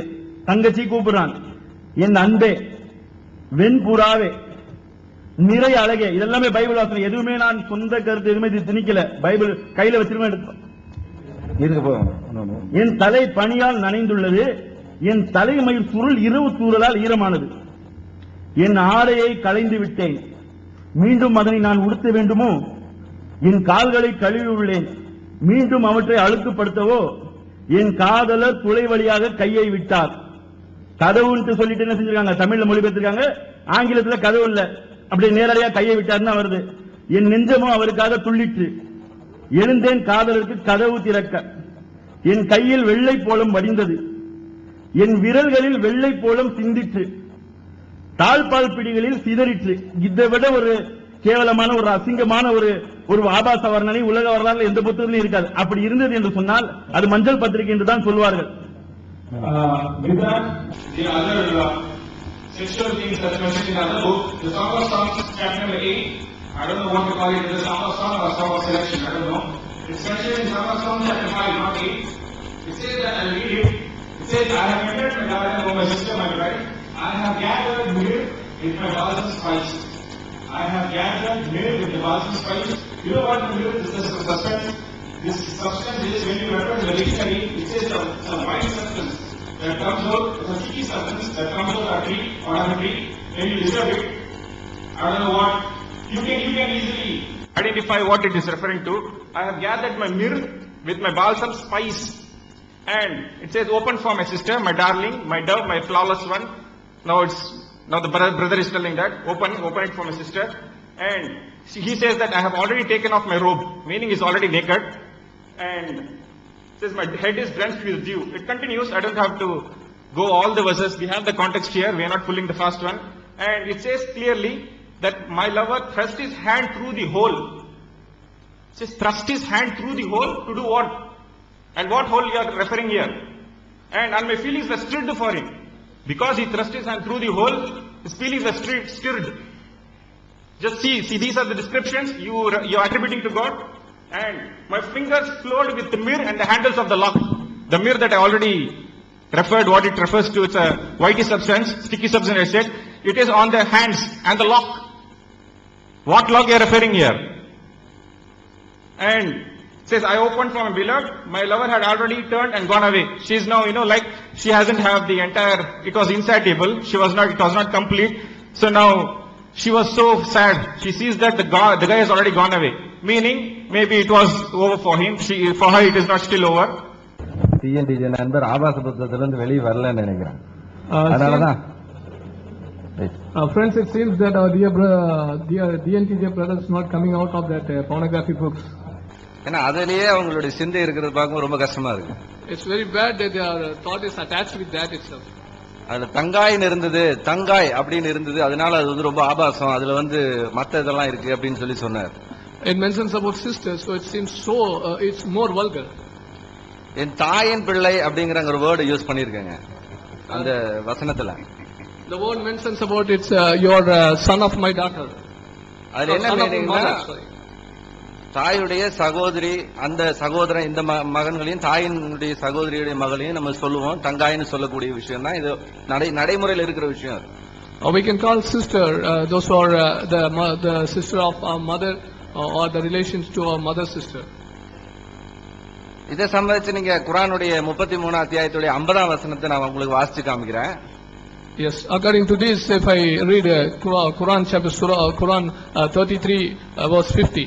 நபியே, உமது மனைவியரில் யாருக்கு அவர்களின் மனக்கொடையை கொடுத்து விட்டீரோ அவர்களையும், அல்லாஹ் உமக்கு போர் கைதிகளாக கொடுத்த அடிமை பெண்களையும், உமது தந்தையின் சகோதரரின் புதல்விகளையும், உமது தந்தையின் சகோதரிகளுடைய புதல்விகளையும், உமது தாயின் சகோதரர்களுடைய புதல்விகளையும், உமது தாயின் சகோதரிகளுடைய புதல்விகளை ஆகியோரும் உடன் இஜ்ரத் செய்தோரையும் உமக்கு மனம் முடிக்க நாம் அனுமதித்துள்ளோம். நபிக்காக தன்னைத்தானே அர்ப்பணம் செய்த நம்பிக்கை கொண்ட பெண்ணையும் நபி அவரை மணந்து கொள்ள விரும்பினால் உமக்கு சங்கடம் ஏற்படக்கூடாது என்பதற்காக நம்பிக்கை கொண்டோருக்கு இல்லாமல் உமக்கு மட்டும் சிறப்பு சட்டமாக அவர்களின் மனைவிகள் சிறப்பு சட்டமாகும் அப்படின்னு சொல்லிட்டு அல்லாஹ் சொல்றாருங்க. என்ன சொல்லப்பட்டிருக்கு இந்த இடத்துல? ஹஜரத் முகமது அவர்களுக்கு அப்பாவுடைய அண்ணன் பொண்ணு, அப்பாவுடைய தம்பி பொண்ணு, அம்மாவுடைய சகோதரி பெண்கள் மனைவிகளாக ஆக்கலாம். அது இல்லாம அவர் சண்டை போட்டு பெண்கள் அடிமைப்படுத்தினா அந்த பெண்களை செக்ஸுவல் உறவுக்கு உபயோகப்படுத்தலாம். இப்படிங்கிறது தான் இந்த மீனிங். இந்த சகோதரின்னு சொல்றதுனால என்ன ஆபாசம் வந்ததுன்னு நீங்க இந்த இடத்துல ஏன் உங்களுக்கு அந்த ஆபாசம் தெரியல? Quran 33:50 says, Prophet, we have made lawful to thee thy wives to whom thou hast paid dowers, and those whom thy right hand possesses out of the prisoners of war, whom Allah has assigned to thee, and daughters of thy paternal uncles and aunts, and daughters of thy maternal uncles and aunts, who migrated from Makkah with thee, and any believing woman who dedicates her soul to the prophet, if the prophet wishes to wed her, this only for thee and not for all the other believers. So even here we can see a kind of sister relationship is being pointed out here. So what is that vulgar or obscene things seen here with this passage? அதிலேயே சகோதரர் ஜெரி அவர்கள் முதல்லயே code பண்ணி காமித்தார். 3ஆம் அத்தியாயத்திலேயே அந்த கணவன் மனைவி திருமண உறவுக்கு பிறகு இருக்கிற காரியங்கள் என்று சொல்லி தெளிவாக காண்பித்தார். Already our brother Jerry pointed out that it was a relationship between husband and wife. It speaks after the 3rd chapter. திருமணத்துக்கு வெளியே அது பண்ணா அசிங்கம் உங்களுக்கே தெரியுதுல்ல? Because you yourselves know that if it is happening without the wedding relationship, that is a sin. அதனால தான கல்யாணம் பண்ணாங்க நீங்க சொல்ல வர்றீங்க. Because of that only you came to say that they got married. அப்படின்னு ஒரு கேள்வி கேட்டாங்க. They are asking the questions in that way. எங்களுக்கு அப்படி ஒரு வெக்கம் வருதுன்னு நீங்க நினைச்சீங்கன்னா உங்களுக்கு அந்த வெக்கம் வராதுங்கிறதுக்கு ஒரு ஹதீஸ் நான் சொல்ல முடியுங்க. If you feel that we are shame on with that things, we can show another hadith. சஹீஹ் புகாரில 6824ங்க. இப்னு அப்பாஸ் அவர்கள் அறிவித்த ஒரு ஹதீஸ இதுல நம்ம பாக்குறாங்க. என்ன அப்படின்னா ஒரு நபர் வந்து ஹஜரத் முகமது அவங்க கிட்ட வந்து தான் விபச்சாரம் புரிந்து விட்டதாக சொல்லுகிறார். உடனே அவர் என்ன சொல்றாரு, நீ அதெல்லாம் செஞ்சிருக்க மாட்டேன், இதை வந்து நான் எளிமையா உங்களுக்கு சொல்றேங்க, நீ வந்து சும்மா முத்தம் விட்டுருக்கலாம், நீ வந்து வேற ஒன்னும் செஞ்சிருக்க மாட்டேன். அவர் மறுபடியும் வந்துறாரு, இல்ல நான் விபச்சாரம் செஞ்சேன். இல்ல இல்ல இல்ல நீ வேற ஏதாவது பண்ணிருப்ப, நீ இல்ல நீ விபச்சாரம் செஞ்சிருக்க மாட்ட போ அப்படிங்கிறாரு. அவர் மறுபடியும் விட மாட்டேன், இல்ல நான் விபச்சாரம் தான் செஞ்சேன் அப்படின்ற. இல்ல நீ இது நடக்குதுங்க. அப்ப என்ன அர்த்தம் அதுக்கு? முத்தமிடலாம், நீங்க மற்றதெல்லாம் செஞ்சுக்கலாம் அப்படின்னு ஒரு அர்த்தத்தை கொடுக்குறீங்க. ஏன்னா பின்னாடி அவர் ஒரு வார்த்தையை ஓப்பனா கேட்கிறார். அதுல சாட மாடையாக கேட்காம டைரக்டா கேட்கிறார், நீ உடலுறவு கொண்டாயா அப்படின்னு ஒரு கேள்வி கேட்கிறார். அப்ப அதுக்கு அர்த்தம் என்னங்க? உடலுறவு கொள்ளாம மற்றதெல்லாம் செய்யலாங்கிறது அதுல மீனிங். விபச்சாரத்துக்கு தண்டனை கொடுங்க ஒருத்தர் கேட்கிறான். ஹஜரத் முகமது அவங்ககிட்ட கேட்கும்போது நீ முத்தமிட்டு இருக்கலாம்ப்பா, முத்தம் தான் கொடுத்துட்டு போ அப்படின்னு சொல்றாரு. அவன் இல்ல போயிட்டு மறுபடியும் கேட்கிறா, இல்ல நான் விபச்சாரம் தான் செஞ்சேன், எனக்கு தண்டனை கொடுங்கன்னு கேட்கும். இல்ல இல்ல நீ வேற ஏதாவது செஞ்சிருப்ப, கட்டி பிடிச்சிருப்ப, நீ வேற ஏதாவது பண்ணிருப்ப, அதெல்லாம் நான் இதுதான் சொன்னேன், நாங்க விவரிச்சு சொல்லணும், அப்புறம் எல்லாரும் சொல்லணும். அது வேண்டாங்கிறதுனாலதான் நாங்க சொன்னா நீங்க ஏன் ஆபாச புத்தகம் இதெல்லாம் பேசாதீங்கன்னு சொன்னது காரணம் வேற ஒன்றும் கிடையாது. நாங்களும் விவரிக்கணும்னா இதுதான் நம்ம ஒரு மதத்தை பத்தி பேசுற காரியமானதுக்காக கேட்டமே ஒழிய எங்களுக்கும் இதெல்லாம் ஒன்னும் பேச முடியாமல், நீங்க பேசுற அதே டைம் நாங்களும் யூஸ் பண்ண முடியும். அது அந்த மாதிரி இதுக்கு நம்ம இங்க வரல. எது உண்மைங்கிறது மக்களுக்கு தெரியணுங்கிறதுக்காக வந்திருக்கும். அதனால அந்த மாதிரி வேர்ட்ஸ் யூஸ் பண்ணுறதுக்காக வரல. பட் இருக்குது, இந்த இடத்துல இருக்கிறது நீங்க என்ன ஸ்டாண்டர்ட்ல பாக்குறீங்க. நாங்க திரும்பவும் இதை வச்சு நாளைக்கு குரான் இறைவேதம் இல்லைன்னு சொல்ல வரல. இதுக்கு நிறைய காரணங்கள் இருக்கு எங்களுக்கு, அதுக்கு நாங்க பேசுவோம். குரான் ஏன் இறைவேதம் இல்லைங்கிற சொல்றதுக்கு எங்களுக்கு காரணம் இருக்கு. சும்மா இந்த மாதிரி காரியங்களை மட்டும் நாங்க வச்சு பேச மாட்டோம், அதுக்கு நிறைய காரியங்கள் இருக்கு. ஆனால் இது நாங்க என்ன சொல்ல வரோம், உங்களுடைய டபுள் ஸ்டாண்டர்ட். உங்க மத புத்தகத்துல இருக்கிற விஷயங்களை நீங்க ஒரு கண்ணோட்டத்துல பாக்குறீங்க, ஆனால் எங்களுடைய புத்தகத்தை பார்க்கும் பொழுது உங்களுக்கு வேற மாதிரி கண்ணோட்டத்துல பாக்குறீங்க. அங்க இருக்கிறதா இங்க இருக்கு, ஆனா வேற மாதிரி ஒரு கண்ணோட்டத்துல நீங்க பாக்குறீங்க. அதைத்தான் உங்களுக்கு நாங்க காமிச்சு கொடுக்குறோமே ஒழிய மற்றபடி உங்களுடைய குரான் பொய்ங்கிறதுக்காக நாங்க இது இன்னும் காமிக்க வரல. அதுக்கு இன்னும் காரணங்கள் அடுத்த விவாதத்துல இறைவன் நாடுல நம்ம எல்லாவற்றையும் எடுத்து வைப்போம். எதனால குரான் இறைவேதம் இல்லை அப்படிங்கறத நாங்க எடுத்து வைப்போம். நீங்க இறைவேதம் எடுத்து வைங்க, அப்ப நம்ம அதை டிஃபெண்ட் பண்ணுவோம். ஆனா இப்ப இன்னொரு வார்த்தை சொன்னாங்க ஜனா பிஜே அவர்கள், என்ன சொன்னாங்கன்னா எல்லா கொஸ்டினுக்கும் ஒரே பதில் In that hadith it says that companion of Prophet Hazrat Muhammad came to Hazrat and said, I just committed adultery with someone. Hazrat Muhammad said, no, you might not have done that, you might have kissed her. And then he goes back and again he comes and asks for punishment, and he said, no, you might not have done that, you might have hugged her. And then again he comes, and then in little way, in direct way, that he is asking, did you have any physical intercourse with her? So what does it mean? Without having physical intercourse, he can hug, he can kiss, he can do all those things whatever he wants. So our standard is here that why we are saying this is a religious related issues. So that's why we are not using those kind of words. Otherwise, if you want us to use those words, so we can use. So that doesn't give any meaning. And we are not bringing all this concept to make your Quran as lie. We are not bringing that. We have a lot of things to bring it for the next debate. Now what we are showing to point out your double standard on which on your Quran and on the Bible concept. Once again, we have been answering some of their questions, although as for strict rules of debate, they have not even made the first step. நாம் அவர்களுடைய ஒரு சில கேள்விகளுக்கு நாம் பதில் கொடுத்து வந்தாலும் கூட விவாதத்தின் சரியான திட்டத்தின் அடிப்படையிலே அவர்கள் இன்னும் எதற்கும் பதில் கொடுக்கவில்லை. விவாதம் என்பது ஆர்கியூமெண்டை உள்ளடக்கியதாக இருக்கிறது, சர்ச்சை உள்ளடக்கியதாக இருக்கிறது. And if you fail to be logical in your argument, you are failing in your argumentation. உங்களுடைய வாதத்திலே நீங்கள் சட்டபூர்வமாக அல்லது நியாயபூர்வமாக இருக்க தவறினால் நீங்கள் உங்கள் வாதத்திலே தோற்று விடுகிறீர்கள். And so you go logically. நீங்கள் நியாயத்தின் அடிப்படையில் போவீர்கள் என்றால் it is being proven time and again that TNTJ is not confident about their own foundation. அது நேரத்துக்கு நேரமாக இப்படியாக நிரூபிக்கப்பட்டிருக்கிறது. TNTJ அவர்களுடைய சொந்த ஆதாரத்திலே உறுதியாக இல்லை என்பது. Their starting point or first premise in the argument. அவர்களுடைய விவாதத்திலே அவர்களுடைய தொடக்க நிலை என்னவென்றால், in an argument you have premise number 1, premise number 2, and then your conclusion. ஒரு ஆர்கியூமெண்ட்ல ஒரு விவாதத்திலே 3 நிலைகளாக அவருடைய தொடக்க நிலை, அடுத்த நிலை, அவருடைய முடிவுரை என்றதான காரியங்கள் இருக்கிறது. Their premise number 1 is Quran is God's word.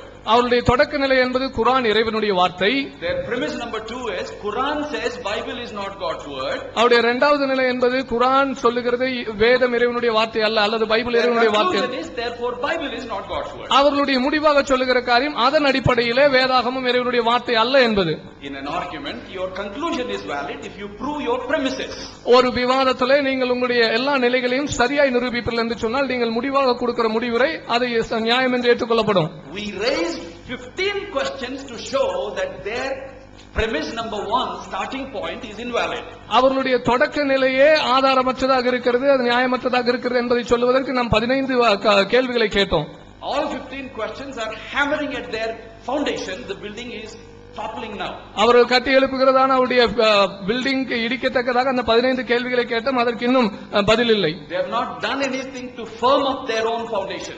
அவர்களுடைய சொந்த அஸ்திபாரத்தை கட்டி எழுப்புவதற்கு அவர்கள் இன்னும் எதையும் செய்யவில்லை. You better start answering those 15 questions. If you have forgotten, we will reread those, requote those questions, sir. ஒருவேளை நீங்கள் அதை மறந்திருப்பீர்கள் என்று சொன்னால் நாங்கள் மீண்டும் அதை உங்களுக்கு நினைப்பூட்டுவோம். நீங்கள் உங்களுடைய அஸ்திபாரத்தை கட்டி எழுப்புவதற்காக அந்த 15 கேள்விகளுக்கு பதில் சொல்லுங்கள். Another logical problem. Another logical problem. இன்னொரு நியாயமான பிரச்சனை என்னவென்றால், they repeatedly are saying Injil that Muhammad had or the people in Muhammad's time had is not there now. அவர்கள் அடிக்கடி சொல்லுகிற காரியம் ஹஜரத் முகமது அவருடைய காலத்தில் இருந்ததான இஞ்சில் அல்லது அவருடைய காலத்தில் இருந்த மக்களிடத்தில் இருந்த இஞ்சில் இப்பொழுது இல்லை என்பது. Your Bible is not Torah, your Bible is not Injil, they are saying. உங்களுடைய வேதம் தோராவும் அல்ல, உங்களுடைய வேதம் இஞ்சிலும் அல்ல என்று அவர்கள் சொல்லுகிறார்கள். May I request you, sir, to prove that our Bible is not the Injil and Torah, will you produce the original Torah and Injil? எங்களுடைய வேதம் இஞ்சிலும் தோராவும் இல்லை என்று நீங்கள் திரும்ப திரும்ப சொல்லுவீர்கள் என்றால் அந்த நீங்கள் சொல்லுகிற தோராவும் இஞ்சிலும் உங்களால் இப்பொழுது கொண்டு வந்து காட்ட முடியுமா? And your argument shows me that you seem to have read it day before yesterday or a few days back. Your argument tells me that you seem to have read the original Injil and Torah a few days ago. நீங்கள் கொடுக்கிற வாதத்தை பார்த்தா என்னமோ நேத்தையோ முந்தானாலையோ நீங்க அந்த original நீங்க சொல்ற தோராவையும் இஞ்சிலையும் வாசித்திருக்கிற மாதிரி தெரியுது. Because after saying the Injil that is referred to in Quran is not your Bible, you said your Bible mentions crucifixion, but the original Injil doesn't mention crucifixion. Show me that original Injil which doesn't mention crucifixion. Where did you read it? When have you read it? நீங்க சொல்றீங்க original இஞ்சில்ல சிலுவை அறைதல் இல்ல, உங்களுடைய இஞ்சில்ல சிலுவை அறைதல் இருக்குது என்று சொல்லி நீங்க சொல்றீங்க. அப்ப நீங்க அந்த சிலுவை அறைதல் இல்ல என்று வாசித்த அந்த ஒரிஜினல் இஞ்சில் எங்க இருக்குது, அதை கொண்டு வாங்க. If you can't do this, your second premise also gets disproven, your whole foundation collapses. இதை நீங்க செய்யலன்னு சொன்னா உங்களுடைய அஸ்திபாரத்துக்கு இரண்டாவது நிலையாக இருக்கிற உங்களுடைய தர்க்கங்களும் வாதங்களும் தகர்க்கப்படுகிறது. PJ sir and dear friends, அருமையான PJ சாரும் அவருடைய நண்பர்களும் have a proper start in the debate. அவருடைய விவாதத்தில் ஒரு நல்ல தொடக்கத்தை ஏற்படுத்துங்க. Start building up your own foundation first so that you can actually enter into the debate. உங்களுடைய சொந்த அஸ்திபாரத்தை சிறப்பாக காட்டுங்க. அப்ப நம்ம ஒரு நல்ல உண்மையான விவாதத்துக்குள்ள நம்ம கடந்து போவதற்கு வசதியாக இருக்கும். And now, for further confirmation of what we are saying, our friend Paul will take over from me. தொடர்ச்சியான நாம் சொல்லுகிற காரியத்துக்கு இன்னும் விளக்கமாக அருமையான சகோதரர் பால் அதை இன்னும் மேலே கொண்டு போவார். We are hearing so much about language like pornography and physical things. சரீர பிரகாரமான காரியங்கள், ஆபாசமான காரியங்கள் என்கிறதான வார்த்தைகளை நாம் தொடர்ந்து கேள்விப்பட்டுக் கொண்டிருக்கிறோம். It's good to talk about it. அதை பற்றி பேசுவது நல்லதுதான். Since we are also a spiritual being, ஆனால் நாம் ஆன்மீகத்துக்குரியவர்களாக இருக்கிற வேளையில let's talk about the spiritual things also. நாம் ஆன்மீகத்துக்குரியவைகளையும் பேசுவோம். Now our brother PJ and his team has a problem that this Bible is not the Torah. இந்த Bible Torah இல்லை என்று சொல்லி அருமையான சகோதரர் பிஜேவும் அவர்களுக்குள்ளாக இருக்கிற குழுவுக்கும் ஒரு பிரச்சனை இருக்கிறது. It seems he has never studied this subject seriously. அப்படி என்றால் இந்த தலைப்பை அல்லது இந்த பாடத்தை அவர்கள் சரியாக படிக்கவில்லை என்றுதான் தோன்றுகிறது. I have here a book written by 62 scholars, best scholarship, and all agrees that this Bible is the Torah, and many Muslims have confirmed. இந்த இடத்துல ஒரு புத்தகம் இருக்குது, 62 மிக சிறந்ததான அறிஞர்கள் எழுதி இருக்கிறாங்க. இந்த வேதாகமம் தான் அந்த தோரா என்பதை அதை அநேக முஸ்லிம்களும் ஏற்றுக்கொண்டிருக்கிறேன் என்பதை இந்த இடத்துல பார்க்கிறோம். For example, Ghulam Sarwars in his translation he says Quran chapter 2 verse 146, the Bible. Ghulam சவஸ் அவருடைய மொழியாக்கத்தில் குரானுடைய 2:146 பைபிள் என்று சொல்லியாக மொழியாக்கம் செய்திருக்கிறார். Quran chapter 3 verse 3 he says for Torah the Bible. குரான் 3வது அதிகாரம் 3வதிலே தோரா என்பதற்கு அவர் பைபிள் என்று மொழியாக்கம் செய்திருக்கிறார். Quran 3:78 it says the Bible. குரானுடைய 3வது அதிகாரம் 3:78 பைபிள் என்று சொல்லியிருக்கிறார். And I can bring hundreds of verses where the Muslim scholars have used this Torah as a Bible. நான் நூற்றுக்கணக்கான ஆதார குறிப்புகளை உங்களிடத்தில் கொண்டு வர முடியும். இஸ்லாமிய அறிஞர்கள் எங்கெல்லாம் இந்த தோராவை பைபிள் என்று மொழியாக்கம் செய்திருக்கிறார்கள். Now he asked, give us one criteria how Bible is God's word. Torah is God's word. Bible is not God's word. He asked, give us one criteria. Bible இறைவனுடைய வார்த்தை இல்லை என்பதற்கான ஒரு சரியான அளவு பிரமாணத்தை கொடுங்க. Let's have one criteria. One criteria for how God's word is. How the Bible is God's word. Bible எப்படி இறைவனுடைய வார்த்தை என்பதற்கான ஒரு அளவு பிரமாணத்தை நாம் பார்ப்போம். And what does it mean? அப்படி என்றால் அர்த்தம் என்ன? 2 Timothy chapter 3 verse 15 to 17 it says that, O Timothy, you know the scripture from childhood which can make you wise for the salvation. And then verse 16 says, all scripture is given by the inspiration. 2 தீமோத்தேயு 3வது அதிகாரம் 15வது வசனத்திலே பார்க்கிறோம். ஓ தீமோத்தேயுவே, கிறிஸ்துவை பற்றியும் விசுவாசத்தினாலே உன்னை ரட்சிப்புக்கேற்ற ஞானமுள்ளவனாக்கத்தக்க பரிசுத்த வேத எழுத்துக்களை நீ அறிந்திருக்கிறாய். இது வேத வாக்கியங்கள் எல்லாம் தேவ ஆவியினால் அருளப்பட்டிருக்கிறது. Which is profitable for the doctrine, for the proof, for the correction, for instructions, for the righteousness. அவைகள் சீர்திருத்தத்துக்கும் கடிந்து கொள்ளுதலுக்கும் நீதியை படிப்பிக்கிறதுக்கும் பிரயோஜனம் உள்ளவைகளாய் இருக்கிறது. So the man of God may become perfect. எனவே தேவனுடைய மனிதன் எல்லாவற்றிலும் தேறினவனாய் இருக்க வேண்டும் என்பது அதன் நோக்கம். So according to Bible, the God's word means it should make you perfect. வேதத்தின் அடிப்படையிலே இறைவனுடைய வார்த்தை என்பது ஒவ்வொரு மனிதனையும் பரிபூர்ணமாக மாற்ற வேண்டும், தேறினவனாக. Perfect from what? தேறினவன் என்றால் எதிலிருந்து தேறினவன்? From imperfection. எந்த காரியத்தில் அவன் பரிபூர்ணம் இல்லாமல் இருக்கிறானோ அதிலே பரிபூர்ணத்தை. When we say salvation, ரட்சிப்பு என்றால் salvation means 7 things. Again, Islam do not have. ரட்சிப்பு என்பது 7 காரியங்களை உள்ளடக்கி இருக்கிறது. இந்த 7 காரியங்கள் இஸ்லாமிலே இல்லை. Number 1, John chapter 3 verse 1 to 15, new birth in the nature of God. யோவான் 3வது அதிகாரம் 1 முதல் 15வது வசனங்களை பார்க்கிறோம். தேவனுடைய சாயலில் மீண்டும் பிறப்பது. Because God is the level of perfection. ஏனென்றால் தேவன் பரிபூரணத்தின் எல்லையிலே இருக்கிறார். Number 2, இரண்டாவதாக freedom from sinful power. John chapter 8 verse 32 to 36. பாவ சுபாவத்திலிருந்து ஒரு விடுதலை என்பது தான் யோவான் 8வது அதிகாரம் 32 36 வசனங்கள் சொல்லுகிறது. Number 3, have power over Satan. Luke chapter 10 17 to 18. லூக்கா 10வது அதிகாரம் 17 முதல் 21 வசனங்களை பார்க்கிறோம். சாத்தானுடைய வல்லமைகளை மேற்கொள்ளுகிற. Number 5, justified in belief of Christ. ஐந்தாவதாக பார்க்கிறோம் இயேசு கிறிஸ்துவினாலே ஆக்கினை தீர்ப்பிலிருந்து மீட்கப்படுவது. Number 6, complete forgiveness in blood of Christ. இயேசு கிறிஸ்துவின் இரத்தத்திலே பரிபூர்ணமான மன்னிப்பை பெற்றுக்கொள்வது. Number 7, becoming in the likeness of God. ஏழாவதாக தேவனுடைய சாயலுக்கு ஒத்த சாயலை அடைவது. Now Prophet Muhammad himself is a sinner. சகோதரர்களே, இந்த உன்னத பாட்டு சம்பந்தமா சில செய்திகளை சொல்லும் போது ஒரு ஆபாசமா உங்கள்ட்ட தான் இருக்குது இது அப்படிங்கிற சில ஒரு வாதத்தை வைக்கிறாங்க. முதல்ல விளங்கிக்கிறேன், ஒரு ஆண் பெண் சமாச்சாரத்தை பேசாமல் உலகத்துல எந்த நூலும் எந்த அறிவுரையும் கிடையாது. எப்படி பேசணுங்கிறது இருக்குது. கல்யாணம் பண்ணுண்டா கூட அது கூட ஆபாசம் இருக்குது. கல்யாணம் எதுக்கு பண்ணுவாங்க? உள்ள போனா எல்லாம் தான் வரும். அதையும் பச்சையா சொல்லலாமா? நீ கல்யாணம் பண்ணி ட்ரெஸ் எல்லாம் ஊத்து அப்படி எல்லாத்தையும் சொல்ல முடியுமா? கல்யாணம் பண்ணி சந்தோஷமா இருக்கீங்கன்னா அதுக்குள்ள வந்துடும். அப்படி பேசலாம். இந்த செக்ஸை பத்தி அது கண்டிப்பா பேச வேண்டியது. எப்படி பேசணும்? இலைமறை காயாக பேசுவது மனிதர்கள் பேசக்கூடிய பேச்சு. அப்படி குர்ஆன்ல பேசப்பட்டிருக்குது. அது நபி பேசி இருக்கிறாங்க. அது நீங்களும் பேசுறீங்க, நாங்களும் பேசுறோம்.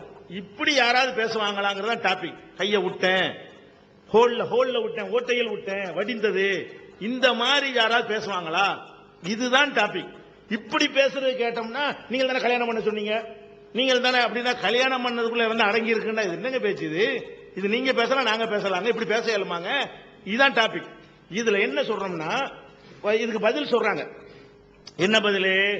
சகோதரின்னு சொல்லி கூப்பிட்டு பண்ணிருக்காங்க. பொண்டாட்டிங்கள சகோதரின்னு தானே கூப்பிட்டு சொல்லப்பட்டிருக்குன்னு சொல்லும் பொழுது உங்க குர்ஆன்லயும் சித்தப்பனுடைய மக சின்னம்மாவுடைய மகளை கல்யாணம் பண்ணிக்கலாம்னு சொல்லப்பட சகோதரி தானே, அது நபி கல்யாணம் பண்ணலான்னு குர்ஆன்ல இருக்குது.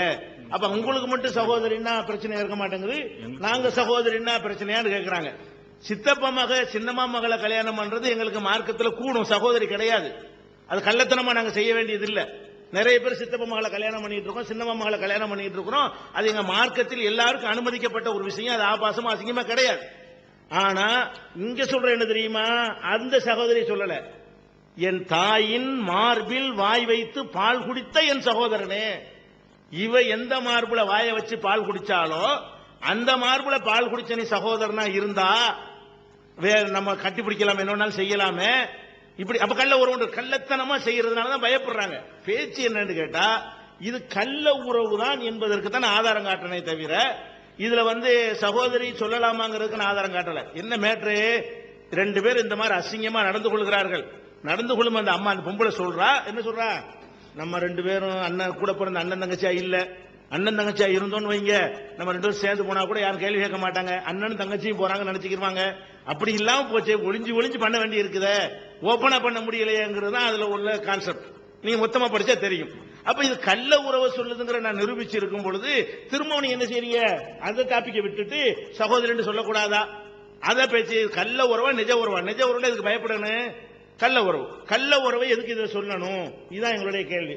அடுத்து என்ன சொல்றாங்கன்னு கேட்டா, முகமது நபிட்ட கூட ஒருத்தர் வந்தாரு, விபச்சாரம் பண்ணாரு, நீ இல்லப்பா முத்தம் போட்டிருப்ப அல்ல கட்டி பிடிச்சிருப்ப, நீ இப்படி பண்ணிருப்ப, இதெல்லாம் சொன்னாங்களே, முத்தம் போடலாமா? இது ஆபாசம் இல்லையாங்கிறாங்க.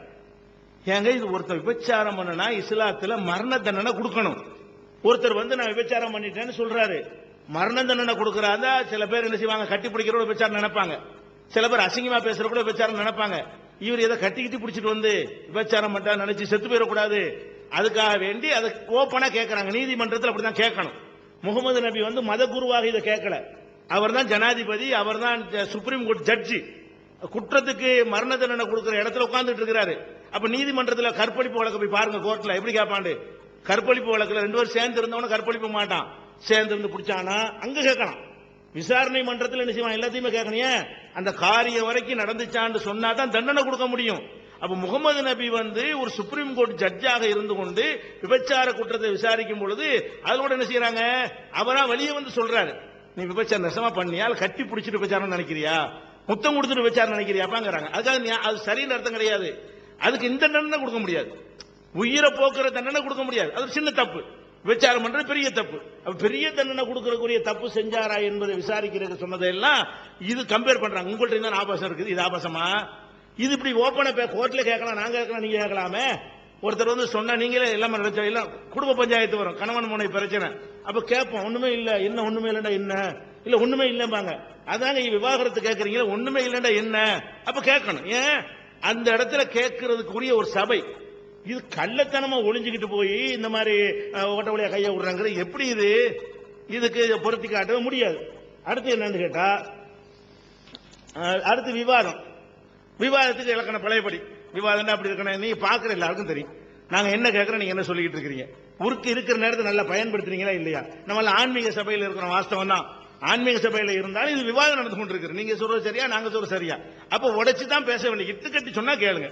இருக்கிறத வாசிச்சு இப்படிலாம் வேதம் இருக்கலாமாங்க? ஏன் இதை போய் நம்ம வேதம் நம்பணும்? இதை விட்டு வெளியே வாங்க, இது யாரோ எழுதி நம்ம பண்ணி ஏமாத்தி இருக்கிறாங்க, அதுவே பேசுது, அதுல வாசகத்தை பார்த்தாலே இது கடவுள் சொல்லியிருக்க மாட்டாரு அப்படிங்கிறது தான் நாங்க எடுத்து காட்டுறோம். அது இப்படிதான் நிரூபிக்க முடியும், அதுக்கு தான் நாங்க சொல்லிக்கிட்டு இருக்கோம். அடுத்து ரெச்சிப்புடைய 7 காரியங்கிற என்ன தலைப்பு? ரெச்சிப்புக்குரிய 7 காரியம் முஸ்லீம்கிட்ட இல்லைங்கிற அதான் தலைப்பு. ரெச்சிப்புக்குரியதை பத்தி ஒரு தலைப்பு கூட கொடுத்துருக்கீங்க, அப்ப பாத்துக்கணும் அந்த 7 காரியத்தை. நீங்க தலைப்புக்கு சம்பந்தம் இல்லாம ஒன்னொன்னா எடுத்து போட்டு பைபிள்ல தப்பிக்க பார்க்காதீங்க. அது நீங்க பதில் சொல்லணும். இதெல்லாம் ஒண்ணு நீங்க பதில் சொல்லல. அடுத்து என்னன்னு கேட்டா சொல்லுங்க. Dear brothers, we have been proving that Bible has got lot of obscenities, and the other side have acknowledged it, saying that Teen DJ has not come out of pornography books. If you call this as pornography books, we don't have to answer anything about it. Now, coming to the argument,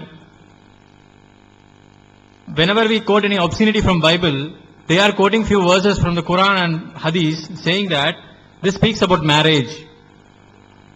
There is a lot of difference between speaking about a marriage and an illicit relationship. Even if you have to advise somebody to get married, it means that he will have sexual relationship with his wife. That doesn't mean that you will have to explicitly say everything, explicitly describe everything. That doesn't mean. Also, they said the word sister used in Bible is referring to the way how you have in Quran, wherein your father's younger brother's daughter is lawful for you to marry. There are a lot of difference because we Muslims do not consider this as illicit. As per our religion, we are allowed to marry our uncle's daughter, be it father's brother or mother's brother. There's no point about it. Number 3, if you see that verse in the Bible, it speaks about the sister and further explains that, you know, how do I mean sister? I meant as if I drink milk in my mother's breast, and the same breast you drink milk. So this brother and the brother what you are quoting is entirely different. Now, they also quoted a hadith, though it is irrelevant of the topic, we would want to just touch base on it. They also quoted an hadith wherein Prophet Muhammad was asking whether you kissed that female or you had sex with her. Whether you really kissed her or you did something which is lesser sin than a prostitution. See, Prophet Muhammad is like a judge for the Islamic laws. So people come to him for getting justice. So as per Islam, if he is involved in prostitution, he has to be stoned to death. So when somebody is in a responsible position to give the judgment, he cannot just bluntly see and say, produce a judgment. He will have to investigate, he will have to inquire and then find out if he really indulged in prostitution. That doesn't mean that Islam does not treat other sins as other things which is lesser than prostitution as sin. Islam has a level for everything. Islam treats other things much lesser level compared to the prostitution. Also, if you compare Bible verses, it speaks about thrusting the hands into the hole. Does it speak explicitly, or is it like how you compare Islam speaking about marriage? Probably you will have to judge yourself. Now, they kept on repeating, saying that they have been describing about the debate and how debate should be. Whatever we are reading is from the Bible. We do not fabricate anything to that. So unless and until we quote from the Bible, we are still within the debate, and we are putting valuable arguments, and they are bound to answer all that. It affirms that it cannot be God's word. When we say that such obscenities are in a book, when you yourself claim that it is all pornography, we claim that it can never be told by God. Also, brother was explaining about salvation and 7 steps to achieve salvation. That is not the topic of debate. We have a separate discussion, we have a separate debate for that, and probably he prepared only that salvation steps, and he is trying to explain that 7 steps of salvation to the Muslims. இது இறை வேதமா இருக்காதுங்கிற இன்னொன்னு பாருங்க.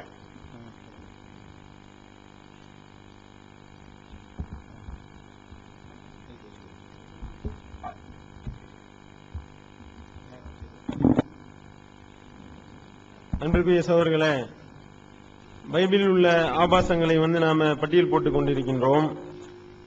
அதுக்கு பதில் சொல்லுங்க அப்படின்னு சொல்லும் பொழுது என்ன நேரா போய் பார்த்துட்டு வந்த மாதிரி சொல்றாங்க அப்படின்னு சொல்லி ஒரு கேள்வி எழுப்புனாங்க. நேரா போய் பார்க்கலாம் தேவையில்லை, அதை படிச்சாலே நேரா பார்க்கிற மாதிரி தானே இருந்தது. அதை படிச்சாலே நேரா பார்க்கிற மாதிரி இருக்கிறதுனால தான் நீங்களே நேரா பார்த்திருப்பாங்களோன்னு நினைக்கக்கூடிய அளவிற்கு விரிவா இருக்கு இதுல.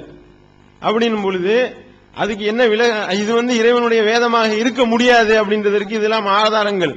அதுக்கடுத்த ஆதாரம் 1 சாமுவேல் 18வது அதிகாரத்தில் 20 to 27 வரைக்கும் உள்ள விஷயங்களை நான் இப்ப வாசிக்கிறேன்.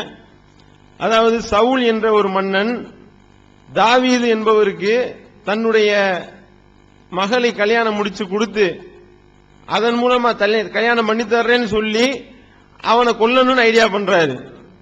அந்த விஷயத்தை அந்த வரலாற்றை கடவுளுடைய அந்த வேதம் பயங்கரமா விவரிக்கிறாங்க. எப்படி விவரிக்கிறாங்க? சவுல் அந்த தாவீதுட்ட நீ என்னுடைய மகளை நான் உனக்கு கட்டி வைக்கிறேன், நீ எனக்கு பரிசம் சில விஷயம் எனக்கு கொடுத்தீங்கன்னா நான் என் மகளை உனக்கு கல்யாணம் பண்ணி வச்சிடுறேன். அதாவது தாவீதை கொல்ல வேண்டும் என்பதுதான் சவுளுடைய திட்டமா. அந்த திட்டத்தை அவர் நிறைவேற்றுவதற்காக ஒரு ஐடியா போடுறாரு. தன்னுடைய மகளை பணைய வச்சாவது இவனை கவுத்தணும் அப்படின்னு சொல்லி கர்த்தருடைய வேதம் சொல்லுதுங்க. அதுல தன்னுடைய மகள் தாவீதை விரும்புறா என்ற அந்த காதலிக்கிறான்ற அந்த விஷயம் தெரிஞ்சவனையும் சவுல் ரொம்ப மகிழ்ச்சி விட்டுறாராம். அதுல வருது தன்னுடைய மகள் ஒருத்தவனை லவ் பண்றான் அப்படின்னு தெரிஞ்சா எந்த அப்பனாவது சூப்பர் அப்படின்னு சொல்லி மகிழ்ச்சி விடுவானா? அப்பாவானே சந்தேகமா இருக்கு. அப்படின்னும் பொழுது என்ன பரிசம் கேட்கிறாரு அப்படின்னு பார்த்தா, பெலிஸ்தியர்கள் என்று தன்னுடைய எதிரிகள், அந்த எதிரிகளுடைய 100 பேருடைய நுனித்தோல் நீ கொண்டு வர வேண்டும். பயங்கரமான வேண்டுதலா இருக்கு. நுனித்தோல்னா விளக்கம் சொல்ல தேவையில்லைன்னு நினைக்கிறேன். ஸ்லைட பார்த்தா தெரியும், படம் போடல, வார்த்தைகள் தான் போட்டிருக்கிறோம், பயந்துடவனா. அப்ப 100 பேருடைய நுனித்தோலை இவர் கேட்கிறாரு. இது ஒரு இத வச்சு வாசிச்சுக்கிட்டு கர்த்தர் என்ன சொல்லுகிறார் தெரியுமா? 100 பேருடைய நுனித்தோலை கேட்டார் தாவீது இடத்தில் சவுல் அப்படின்னு வாசிச்சா இது கர்த்தருடைய வேதமாங்க? உங்களுடைய மனசாட்சியை தொட்டு யோசிச்சு பாருங்க. இது எப்படி சகோதரர்களே இறைவனுடைய வேதமா இருக்கும்? இது அவர் எள்ளுனா எண்ணெயா இருக்கிறாரு தாவீது, கட்டிட்டு வானா வெட்டிட்டே வந்துருவான் அப்படின்னு சொல்லுவோமா இல்லையா? அந்த மாதிரி நீ 100 கேக்குறியா, நான் 200 கொண்டு வர்றேன் அப்படின்னு சொல்லி 200 பேருடைய நுனித்தோலை வரக்கூடிய 27வது வசனம். திருமண நாள் நெருங்கும் முன் தாவீது தம் ஆள்களுடன் சென்று பெலிஸ்தியரில் 200 பேரை கொண்டார். பின்னர் தாவீது அவர்களின் நுனித்தோல்களை கொண்டு வந்து அரசனின் மருமகனாய் ஆகும் பொருட்டு அவற்றை அவரிடம் சரியாக எண்ணி வைத்தார். 1 2 3 4 5 6 200 வரைக்கும். இடையில ஏதாவது நம்பர் விட்டாம கரெக்டா என்னாரியா அப்படின்னா இது இறைவனுடைய வேதம் நினைக்கிறீங்களா? நீங்க உங்களுடைய மனசாட்சியை தொட்டு சொல்லுங்க. இப்படிப்பட்ட விஷயங்கள் இறைவனுடைய வேதத்துல இருக்குமா? இது இறைவனுடைய வார்த்தையா இருக்குமா? கொஞ்சம் யோசனை பண்ணி பாருங்க.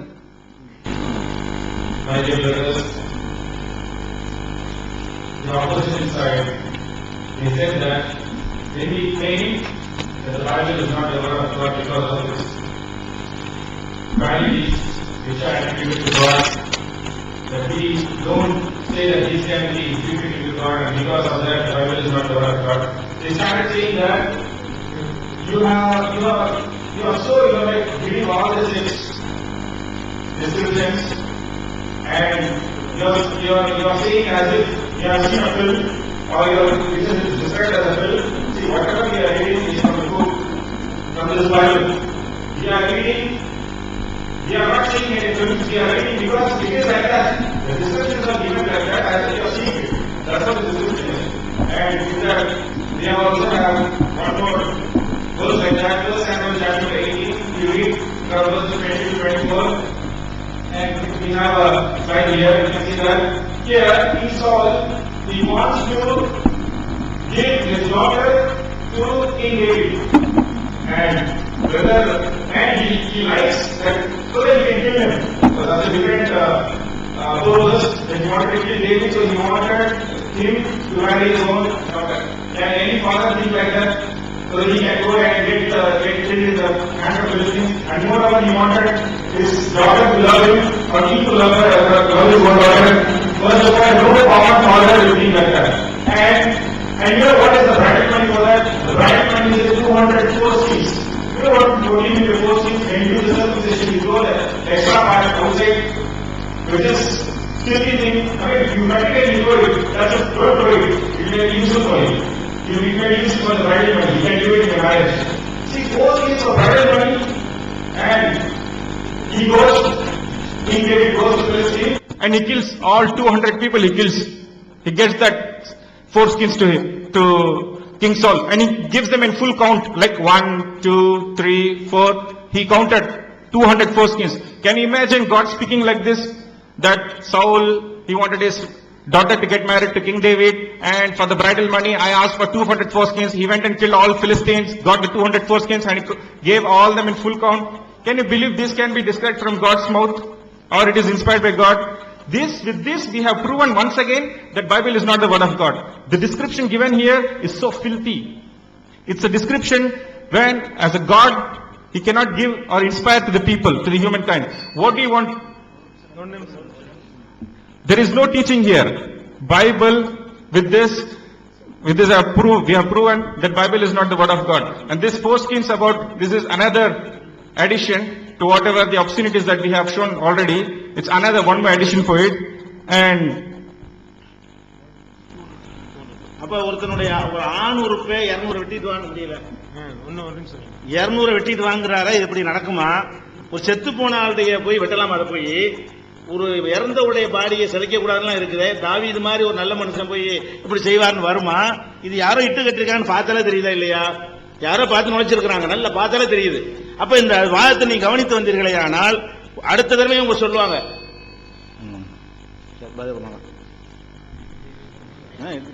மதிய உணவுக்கு பிறகான இந்த வேலைக்கு உங்களை வரவேற்கிறோம். We'd like to pick up from where we left before we took the lunch break. நாம் சாப்பாட்டுக்கு முன்பதாக எங்கே முடித்தோமோ அங்கிருந்து தொடங்கலாம் என்று நினைக்கிறேன்.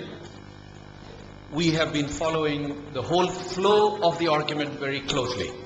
இந்த வாதத்தினுடைய முழு போக்கையும் அப்படியே தொடர்ந்து பின்பற்றிக் கொண்டிருக்கிறோம். Our friends from TNTJ have been saying that this is a debate. நம்முடைய TNTJ நண்பர்கள் இது ஒரு விவாதம் என்கிறார்கள். We also take it as a debate. நாமும் இதை விவாதமாகத்தான் கொள்கிறோம். In a debate there should be arguments. ஒரு விவாதம் என்றால் அங்கே சர்ச்சைகள் இருக்க வேண்டும். Arguments follow the laws of logic. நியாய அதாவது காரண ரீதியான வாதம் இருக்க வேண்டும். As a professor of philosophy, I do teach logic. தத்துவ பேராசிரியர் என்கின்ற முறையிலே லாஜிக் என்கின்ற காரண ரீதியான தத்துவத்தை படிப்பிக்கிறேன். I teach. நான் சொல்லிக் கொடுக்கிறேன். About arguments, their structure and how they flow, how they are decided to be valid or invalid, true or false. விவாதம் என்பது எப்படி தொடங்க வேண்டும், எப்படி போக வேண்டும், அது எப்படி முடிக்க வேண்டும், அதனுடைய மதிப்பீடுகள் என்ன என்பதை குறித்து மக்களுக்கு கற்றுக் கொடுக்கிறேன். So when I analyzed PJ Sir's arguments, I found this structure.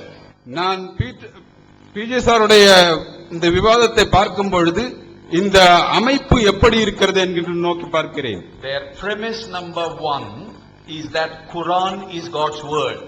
அதனுடைய முதல் நிலையாக குர்ஆன் தேவனுடைய வார்த்தை.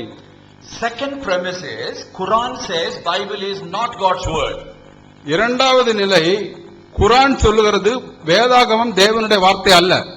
And therefore their conclusion is Bible is not God's word. அதனால் அவர்கள் வருகிற ஒரு தீர்மானம் பைபிள் அதாவது வேதாகமம் தேவனுடைய வார்த்தை இல்லை என்பது. They have not put it in this form. அவர்கள் அதை முறைப்படியாக வடிவமைக்கவில்லை. But I have followed their arguments and I could see this structure emerging. ஆனால் நான் அவர்களுடைய வாதத்தின் போக்கை கவனித்து பார்க்கும் பொழுது அது இங்கேதான் கொண்டு போய் விடுகிறது என்கின்றதை சொல்ல முடியும். And for them to hold on to this argument, they should give us proofs for premise number 1 and premise number 2. அவர்கள் இந்த வாதத்தை தொடர்ந்து காத்துக்கொள்ள வேண்டும் என்றால் முதல் நிலையும் இரண்டாம் நிலையும் சரியான முறையிலே தக்க வைப்பதற்கான ஆதாரங்கள் வேண்டும். Otherwise they have to give up this argument. இல்லாவிட்டால் இதை விட்டுவிட வேண்டும். And they can't argue differently like an atheist or a rationalist would argue. ஒரு நாத்திகவாதி அல்லது ஒரு ரேஷனலிஸ்ட் என்கின்ற மனிதன் எப்படி விவாதிப்பானோ அதுபோல விவாதிக்க முடியாது. Because they believe and we believe in a God. ஏனென்றால் அவர்களும் நாமும் ஒரு தேவனில் விசுவாசிக்கிறோம். And so based on this we raised 15 questions for them to answer. அதன் அடிப்படையிலே அவர்கள் பதிலளிப்பதற்கு 15 கேள்விகளை அவர்களுக்கு முன்பாக நாம் தொடுத்தோம். Each one with at least one reference from their authority book, the Quran. அவர்களுடைய அதிகாரபூர்வமான புத்தகமாகிய குர்ஆனில் இருந்து தாமே நாம் அவர்களுக்கு கேள்விகளை கேட்டோம். They have not referred even to one of those Quranic references and responded to not even one of our questions. அந்த குர்ஆனிலிருந்து எழுப்பப்பட்ட கேள்விகளில் ஒன்றுக்காகிலும் சரியான முறையிலே அதிலிருந்து பதில் கொடுத்து அவர்கள் அதை நிரூபிக்க முடியவில்லை. That means they are just trying to escape. அதனுடைய அர்த்தம் என்னவென்றால் எப்படியாகிலும் தப்பிக்கலாம் என்கின்ற முறையில் தான் போய்கொண்டிருக்கிறது. They are not willing to face our counter argument. நம்முடைய எதிரடையான வாதங்களை சரியான முறையிலே சந்திப்பதற்கு ஆயத்தமாக தெரியவில்லை. Then how will the debate proceed? இப்படி இருந்தால் விவாதம் எப்படி முன்னேறி செல்ல முடியும்? And then even when we allow them to say whatever they want to say, they are saying things without giving any proof. அவர்கள் விரும்புகிறதை அவர்கள் சொல்வதற்கு நாம் விட்டுவிட்டால் கூட அதற்கான ஆதாரங்களை தருவதில்லையே. And they are probably not even following the rules of this argument, the agreement that we made. நாம் இருவருக்கு இடையிலான உடன்பாட்டில் எந்த விதமான ஒழுங்கு பின்பற்றப்பட வேண்டும் என்று நாம் அறிவித்திருந்தோமோ அதுபடியாக அவர்கள் போவது போலவும் தெரியவில்லை. For example, PJ Sir is just speaking for a long time without translation into English, and the translators are just, briefly saying some summary things. அதாவது மொழிபெயர்ப்பு இல்லாமல் PJ சார் அவர்கள் தொடர்ந்து சில காரியங்களை எடுத்து சொல்லுகிறார். அதை தொடர்ந்து மொழிபெயர்ப்பாளர் அதனுடைய தொகுப்பாக சிலவற்றை எடுத்து தருகிறார். That is not right. அது ஒரு சரியான முறை அல்ல. Now coming to some of the points. நாம் இப்பொழுது சில குறிப்புகளுக்கு செல்லுவோம். One of the panel members of TNTJ claimed that Injil that we have, that is the Bible, was written centuries after Jesus Christ. அங்கே டிஎன்டிஜியில பேனலில் அமர்ந்திருக்கிற ஒரு நண்பர் சொல்லுகிறார், இந்த இஞ்சில் என்கின்ற சுவிசேஷ புத்தகங்கள் இயேசு கிறிஸ்துவுக்கு பின்பு நூற்றாண்டுகளுக்கு அப்புறம் எழுதப்பட்டது என்று. And now you go to an atheist, agnostic, skeptical scholar who is studying manuscripts and historical evidence for manuscripts.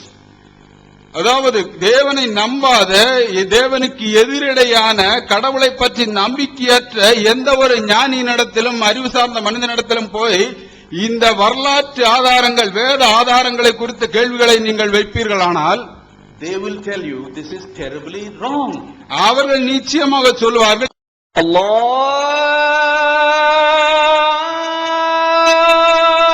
Akbar, Allah